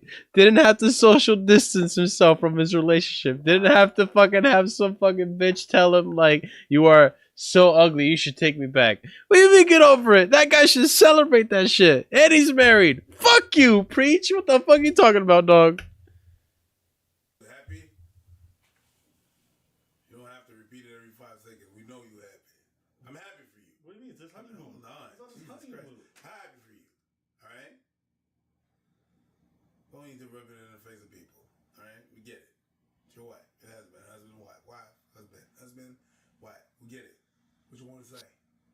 Say it. What? Why are you being a hater? I cannot be a hater. Yeah, you're hating really hard. You are. Crazy hating. They just came off their honeymoon. Like, whenever someone is hating, it's oftentimes because they don't have that thing. I have it. No. Okay. You have it and still be hating. Some people are miserable inside. Some people are married and they're hating on other married couples. I just don't like. It's not a question of hating. Not everything is hating. Not every time someone disagrees with something or something, like, it's like PDA. I don't like public display of affection. All right. I like when people just smooch and everything and stuff. Going on with that microphone. It's not working that well. Them. It's me not wanting to see that shit. I don't like that. I don't hate on them. I don't want to see that in public. That's not something that I like. It makes me cringe. When you say I'm with my wife, that's my wife. My wife will hear, right? That makes me cringe. And then I'm like, yeah, I got it the first time you said it. It's not a hate thing. It's just yo, you don't have to repeat it that much. I heard you the first time you said it. They just got married. They can't be excited right after just getting married. Yeah, they just got married. With someone you just like, all right, this is their moment. If it's 10 years in and they still get excited, fine. They just got married. Yeah, so just be excited. So repeating it is not necessary. That doesn't mean. That's my wife. My wife. My wife. My wife. Even when you get like a. What do you mean though? Like, no, dead ass though. Fuck, hold on. Preachers, I was right though. They just got married. They're gonna be excited about it. They're gonna talk about it. They're like, this is a new chapter in their life. It's a big fucking phase. Like, what the fuck? Stop hating, preach. Maybe, but like, stop. Maybe. Come on, man. Stop being a hater. You too. You hating. Both of y'all. You and preach stand in the corner, bro. You hating.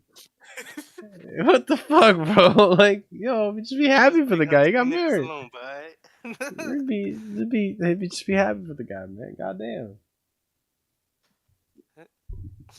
No, get on with it. It's not a question of love or whatever, whatnot. It's with anything. That's me. The first 5 seconds that you say the thing, I was like, yeah, okay. What is it that you want to tell me? You're not gonna stay here saying tell me that it's your wife, because I know you got other things that you want us to say. You want to say, so say that. That's it. It's not. I don't think it's hating. If you think it is, then it is. Then okay, all right. Loving the positive energy. Let's keep going. Yes, a lot of things have happened lately.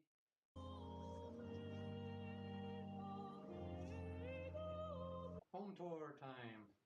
We have moved and we're quite well settled, so we're gonna show off our new place and how we've decorated it and all that. This is how it looks in general.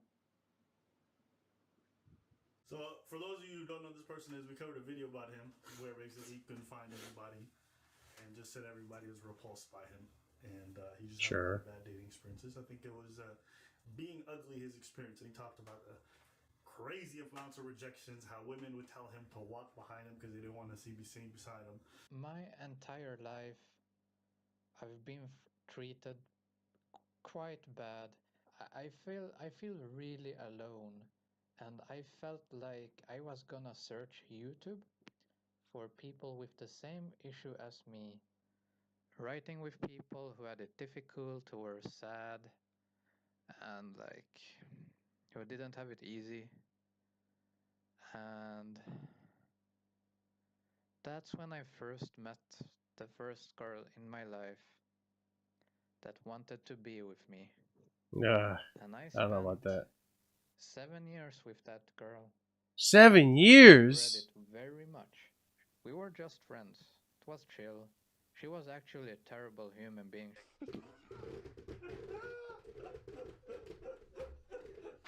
That's some fucked up shit. And a lot of people were just being like, yeah, you ugly, and some other people were trying to send words of encouragement. So this guy's channel is called Never Give Up. And yeah, he said it's very demoralizing looking this way and trying to date. And a few years later, the dude's married. Yeah, he got his thing going on. I'm happy for him. Yeah, that's what's up. So he turned it around and switched it up. And sometimes we don't be showing love to people when they do it and they turn it around. So I was like, you know what? I thought it was a good story. I ended up messaging him. I asked him if he had anything you wanted to say on the topic or anything you felt. He said, listen, everyone's situation is different, so I don't know how much I could really say, but kind of like my username, just never give up. And I was like, oh, that's a pretty good message. I was thinking about interviewing for this, but I don't think that's like I could understand his situation and how bad it is. And sure. The thing is that in the previous video, he was brutally honest about what he was going on, and like yeah, dude, I get what you mean, man. There's stuff out there. It is not easy. But the fact that you're able to find someone and stuff, that's cool. That's mad cool. That's dope. Doesn't mean that anybody's gonna find that. But yo, never give up. That's a great message and that's great, man. So what do you mean before that? What do you mean Fair enough. Anybody's gonna find that? Because even with his not even having his predicament of looks and stuff like that, I don't think that everybody's gonna find someone. So it could be very hard for some people, you know what I mean?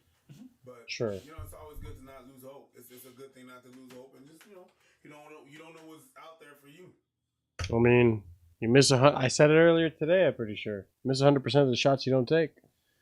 You gotta take some shots. You never know what's gonna happen. So yeah, guy never gave up. Good for him. Got a pretty good looking wife too. I've got to say, she's cute. She ain't ugly. So good for him. Same token, who am I to say that nobody's gonna find something? Maybe there is someone out there. I wouldn't know. Just like I don't know. There's already people dying alone today.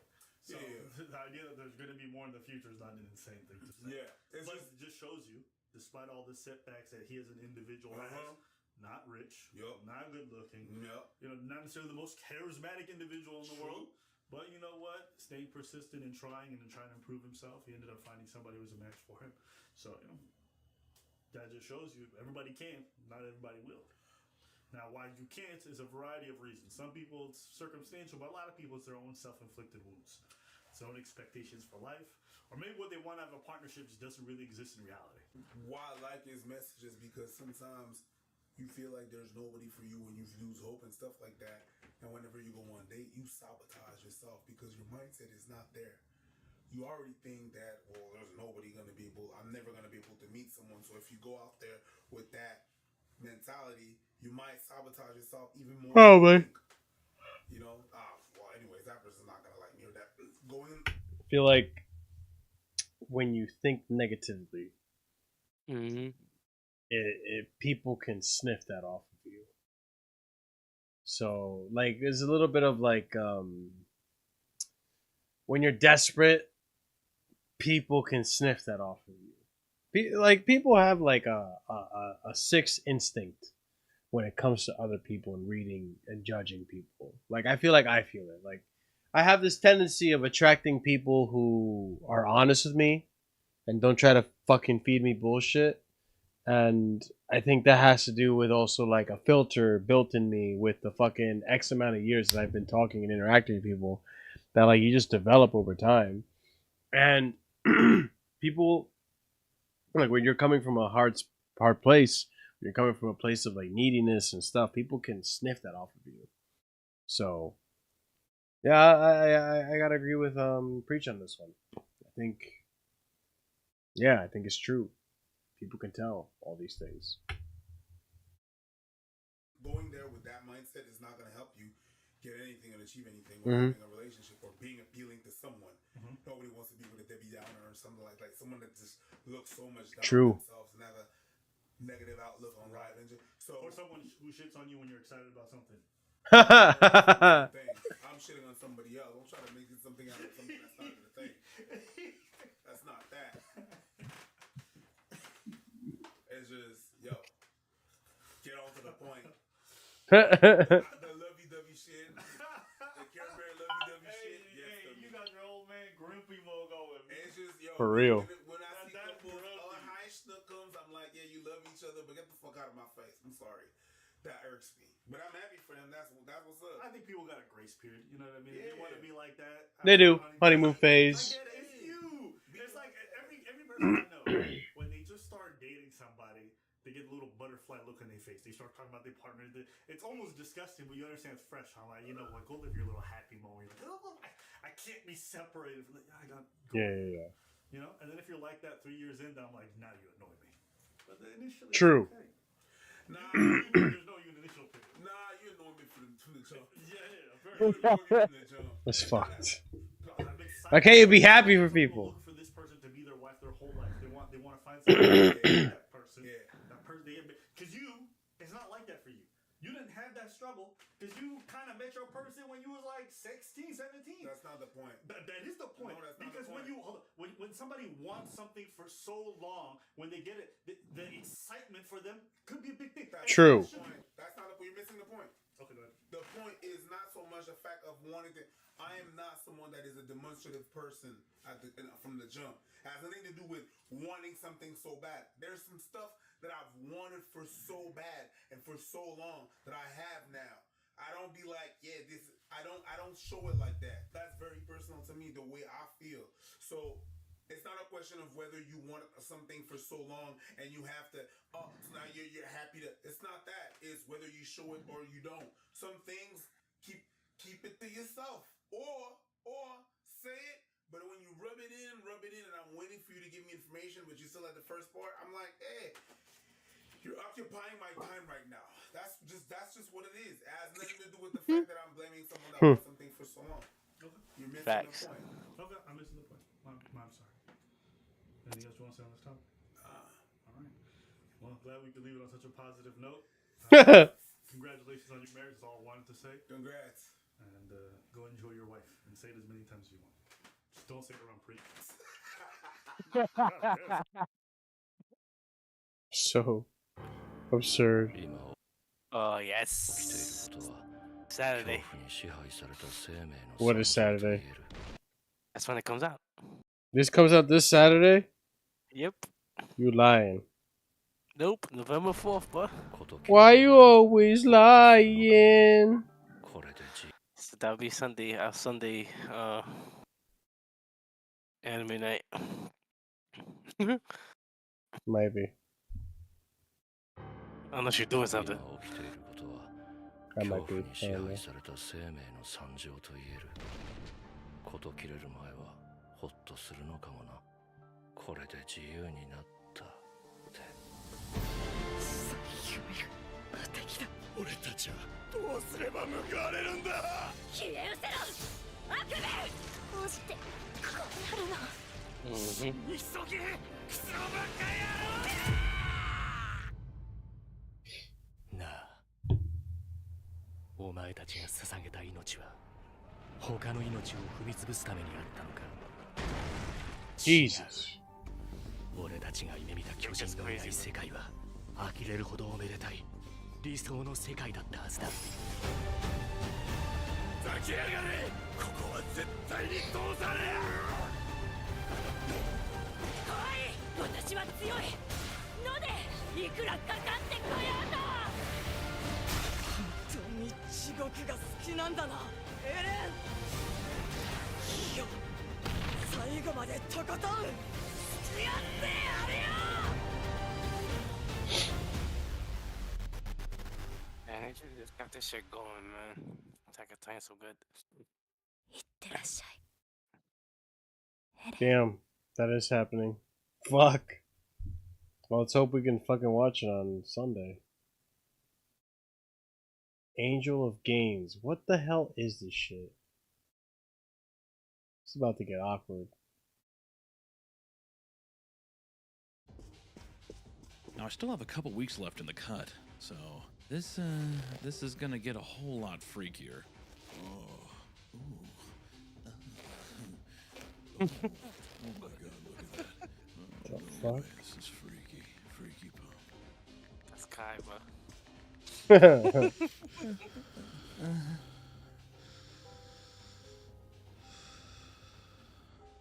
Did you need to use this machine? If you caught me looking at you, I'm sorry. I certainly didn't mean any disrespect by it. Hey, you want to get big, kid? Oh my god, yes. Oh yeah, that's a good fuck? one. No, that's good. It's supposed to.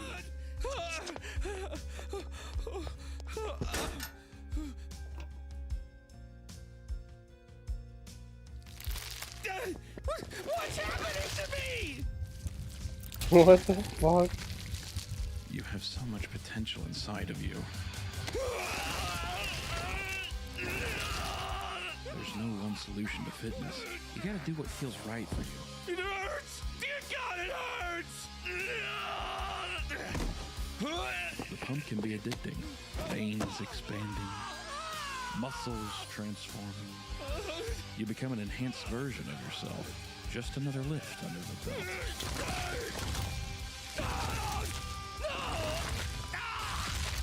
What in the world?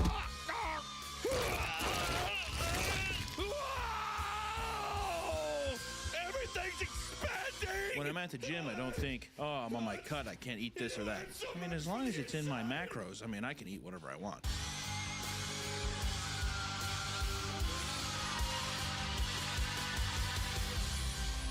Ooh, looking huge. Kill me! Welcome to the club, big man. No! No! No! The fuck? Some crazy shit. This show is insane, man. This YouTube channel. All my exes are narcissists, and everyone gaslights, trauma dumps, which gives me anxiety, PTSD, and autism. Oh my god, I am. Am I gonna lose my shit on this one? Probably. Probably. Patronizing.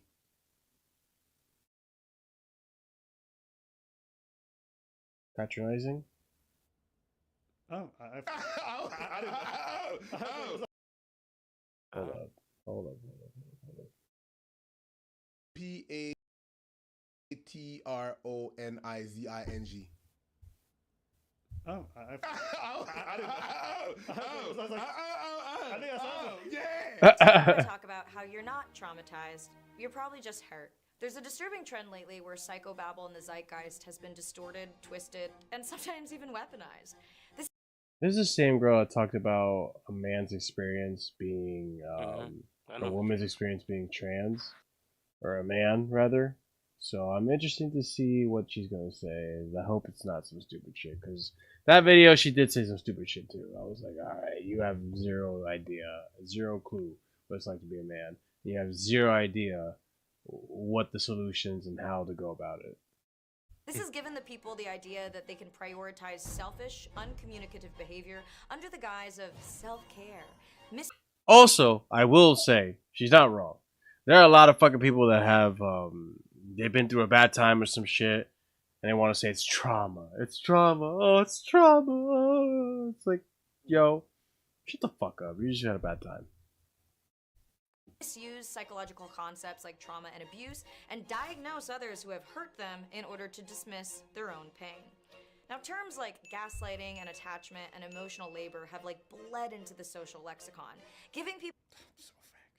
Every time there's a word that comes out, there's a group of people that take that word and run with it.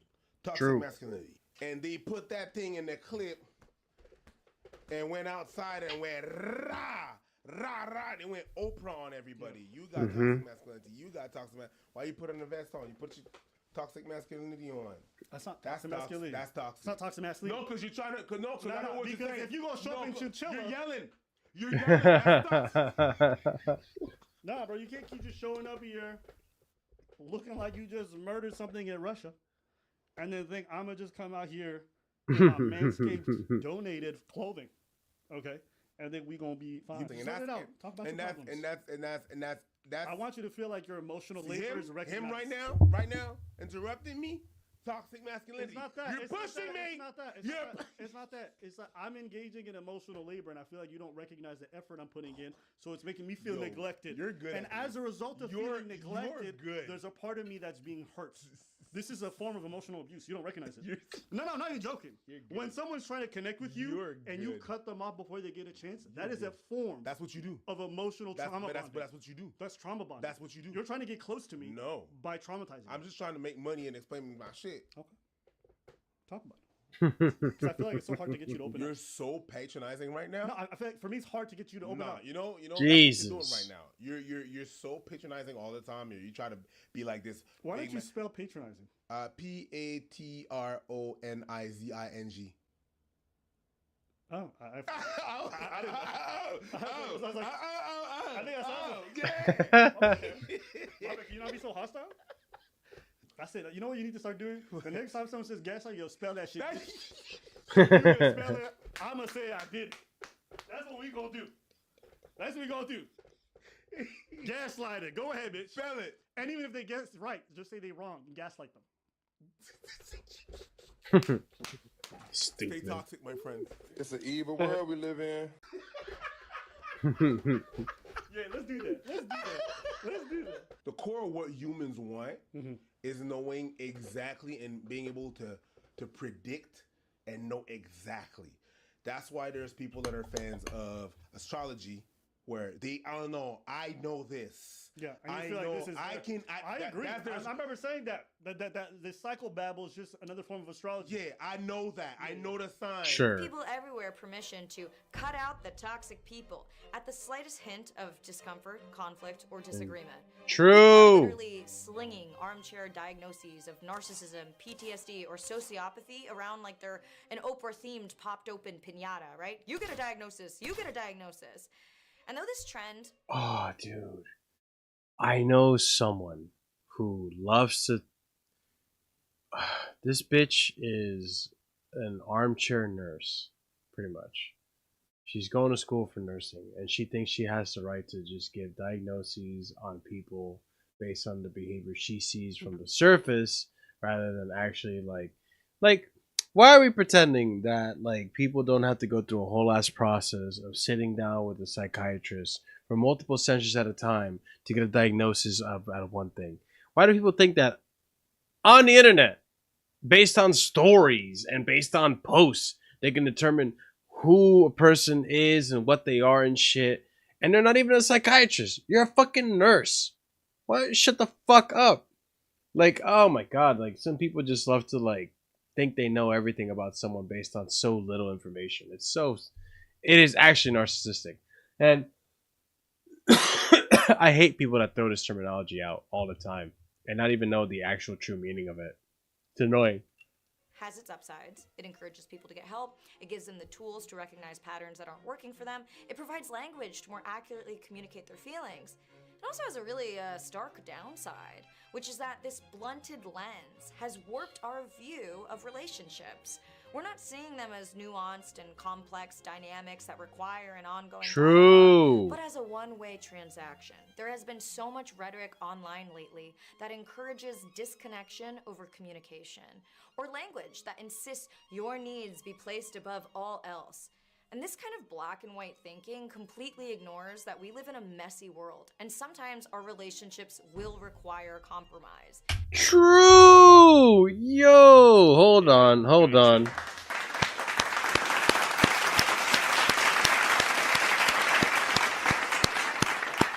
Bro, thank you.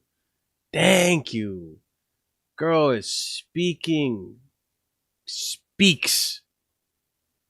She's stating facts. That's the thing. Like, I feel like this day and age, like, we live in a world where a lot of people don't want to compromise on shit. And that's just not how a relationship works. You got to give a little to get a little. Like, it's just how it is.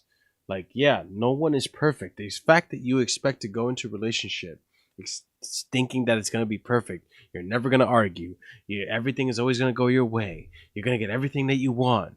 Like, what the fuck kind of fantasy is that? It is actually a fantasy. This is what Hollywood feeds down your throat. This is what, the things you don't see. Like, you could look at a relationship and be like, man, they look like such a perfect couple. But at the end of the day, the things you don't see is that Tom is fighting with fucking Jessica about how Jessica doesn't fucking wash her dishes or vacuum the fucking cat litter. Like, all these arguments are happening in the background. Like, humans aren't meant to always get along and always agree with another. If you do that, then you're just looking yourself in the mirror. Like, it's just, people don't get it. And I've heard stories already from other people, like marriages, bro, where like the other person's significant other was just like, oh, I feel like we fight, more than the average person. It's like, no, you don't. Like, you fight just as much as everyone else. Like, people fight. People come to disagreements with another. People are stern in their stances. Like, it's just so bizarre to me the day and age we live in now, where like there's people are so used to this gratification, this instant gratification, I should say, this self-love and all this shit, and everyone feeds them this bullshit of like, oh, don't lower yourself for no man, you're worth this and all this and shit, and like guys get the same fucking shit, like, no, you can get anyone you want, you're strong like fucking man, you're on your shit, whatever the fuck. A lot of it's toxic. A lot of this overly toxic positivity, just tainting the view of society. But that's my rant. That's my TED Talk. I don't think you can go into any interpersonal dynamic expecting that your needs are going to be met 100% of the time. That's just not realistic. And because there's so much like Instagram therapy going around, I want to clarify my personal philosophy of what I believe our approach should be. So I think you should put your own needs above other people's wants, but put other people's needs over your wants. I think putting other people's needs over your own needs is at times necessary, and it's also a very kind, loving sacrifice to make. However, putting your needs over other people's needs is also sometimes necessary and a kind, loving, protective thing to do. And this dance of deciding whose needs take priority, this is a case-by-case basis that should be balanced based on your best judgment. Look, boundaries are meant to keep people in, not out. Well, that's pretty cool. That wasn't bad. I like that. Hmm. I feel like we only pause to be like bullshit, but I'm like, I don't mind that. I'm still thinking about it. But go ahead. If it's not a need for you, you should consider your partner's needs. So if she needs True. you to shut the fuck up, but you just want to talk, then you should shut the fuck up. Yeah, Right? yeah, But yeah. if you need to talk and she needs you to shut the fuck up, sometimes you need to still keep talking. You know what I mean? Yeah. Yeah. Same way if someone needs True. to talk to you, but you don't want to talk to them. Sometimes you still have to because that's your responsibility. Yeah, but sometimes you really need to. Excuse no, me. Sometimes no. Sometimes they want to talk to you, they don't need to. Yeah, they don't Yeah. need to. Right. But if they need to talk to you, the way they say it is no. I need to talk to you. Keyword is need. No, it's keyword is need. But you really have to exert. No, you really Yeah, want. you gotta And read there's through the a lines difference on that between one. really want and That's need. facts. That's facts. It's like I say, some people don't know the difference between they want and they need. They don't. Some girl wants a man that will walk with her on the beach every week. But she don't need that. But she might say she does. Yeah. I need a man who's hyper romantic. No, You don't need it. No, you don't need it. You want it. You want it. It's True. different. And you really, really want it. Doesn't mean you really need it. Yeah, okay. All right. Speak on that. So communicate your feelings instead of avoiding conflict. And being triggered, look, that's actually a gift to see what you need to work on, not a way to censor other people. Like, yes, we should all be very considerate, but if you're seeing triggers more in terms of Pause. I like at some point those words when they get used a lot, at some point it becomes an insult, just like triggered. I remember at some point people was saying to me, "Yo, okay, you're triggered," and I was like, "Yes, no, yeah, that fucking triggers me. Eating with your mouth open triggers the fuck out of me. Yeah. Okay? Shut your mouth." Yeah, I'm triggered. You be triggered. I'm triggered. You be triggered. Oh yeah, absolutely, 100%. There's some shit that triggers you as well. No, I'm composed. I don't know what you. Shut the fuck up. You ain't Because know. I'm sweating don't mean I'm nervous. Just means I'm hot. Whatever. Preach. Chinchilla. Let's keep playing. It's Mr. Chinchilla to you. Okay. Mr. Chinchilla. Yes. Miss Preach. And Miss Abba. if you're seeing triggers more in terms of like censoring others rather than an opportunity for self-exploration, you're doing yourself a huge disservice. All of these tools are meant to help us navigate relationship dynamics. They're meant to help us repair inevitable ruptures. They're meant to protect our ability to remain engaged. But if you're using therapy speak as an excuse to ice people out, diagnose someone post-mortem your relationship, or set rules for another person's behavior, you are misusing them in an attempt to justify your own victim mentality, insecurity, or ego. Like, okay, you're right.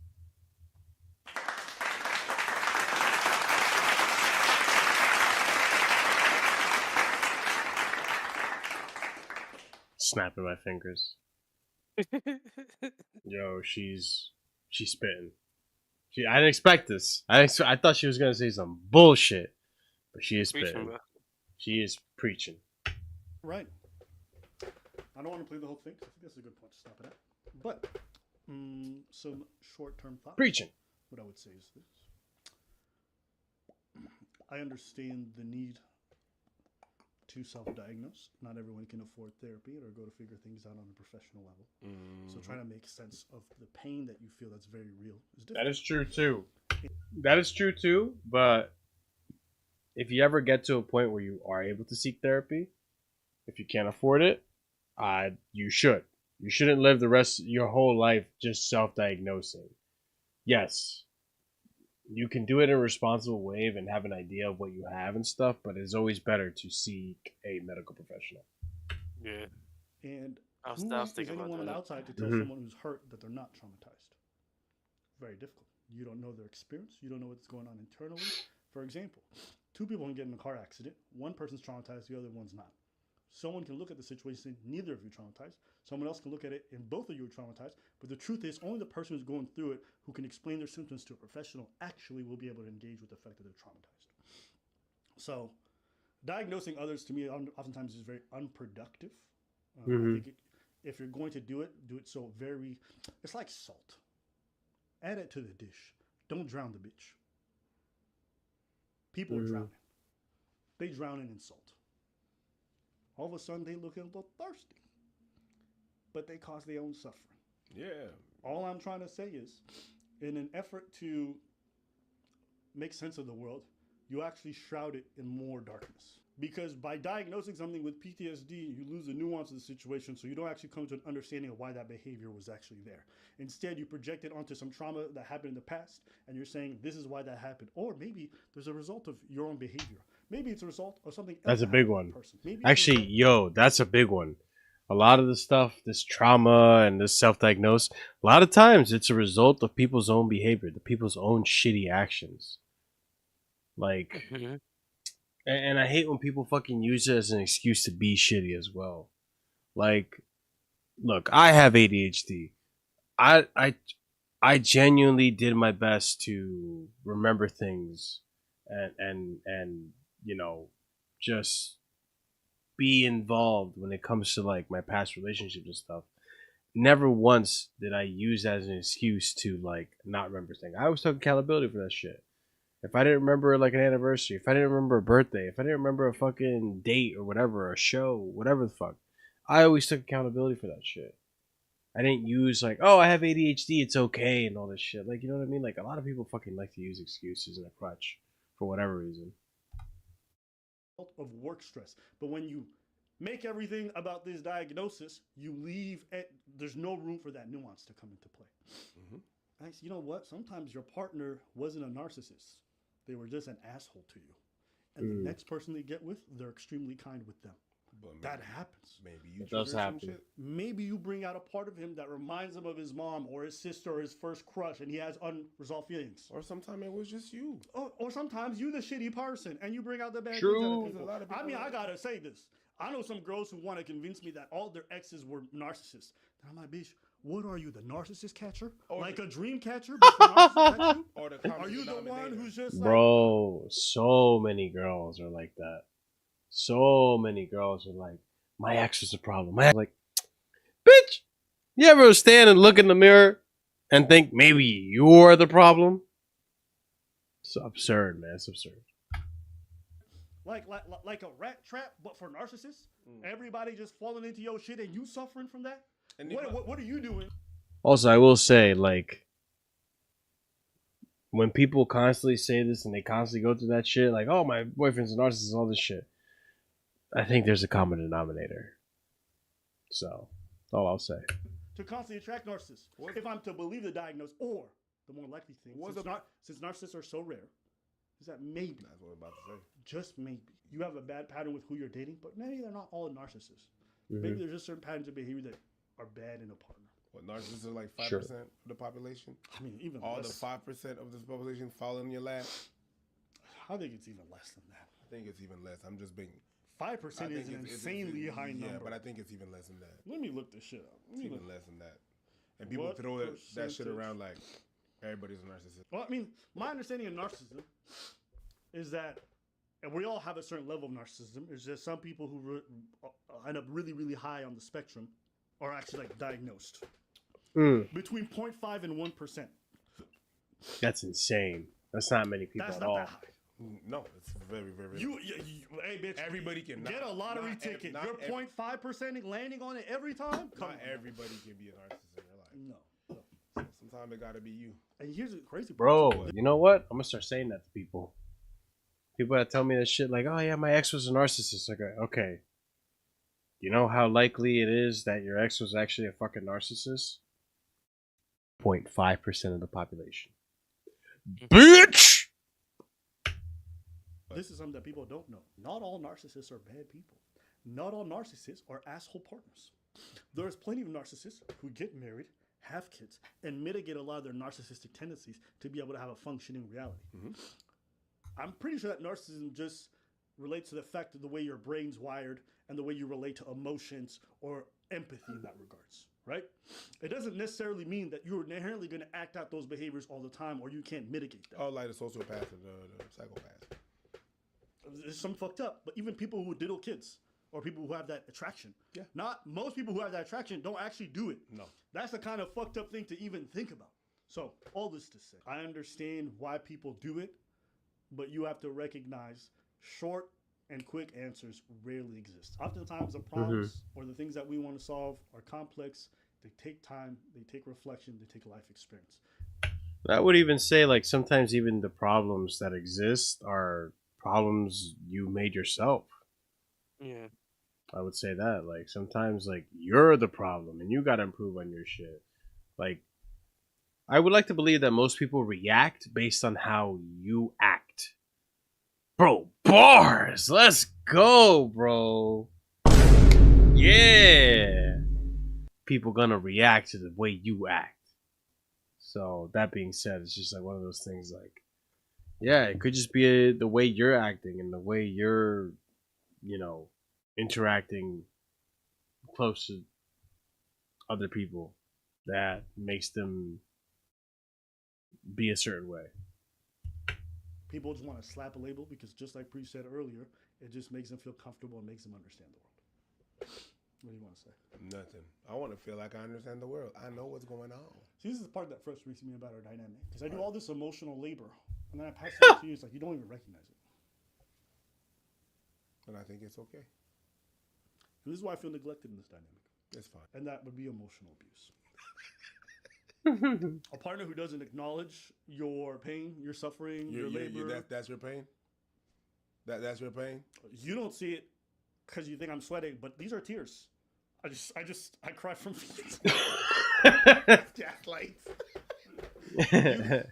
You cry from your forehead, nigga?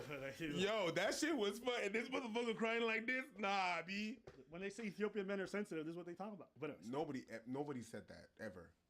That's true. That's true. Nobody said that. Nobody said that. But I can't tell they are very sensitive. Moving on from that point. Me personally, when I meet a girl, she starts throwing out, oh, he's a narcissist or gaslighter, this and that. I start rolling my R's. Those are I's, not R's. But I do roll my R's, you know what I mean? No, you don't. Really? When I see a girl and she throws away all those affirmations, okay, I'm bugging up. I think when she's saying the person is narcissistic and gaslighting, I think I'm rolling my R's. I fucked it up. I'm just saying, it's cringe. Don't do it, okay? Roll your R's, not your I's. You know what I mean? You really try to go with it. When life gives you lemons, roll your R's. So, that's all I got. Anything else you want to say about narcissism, gaslighting? Nah. Bless you. I didn't actually sneeze. Oh, that's insane. That's some gaslighting right there. All right, I'm gonna call it right here because I am tired. I'm not gonna lie, and it's getting a little late for me. But all right, bro. Good talking. I'll talk to you soon. All right. All right, bro. All right, later. All right. I am gonna call it here, ladies and gents. I am fucking tired. So, thanks for hanging out. Thanks for hearing my story. Check out the Patreon on Friday. We'll discuss more thoroughly everything. I won't go over the story again, but like, we'll talk about more shit for sure, more details, and how I'm feeling about certain things. So, that being said, y'all have a wonderful night. All right, catch you soon. Saturday.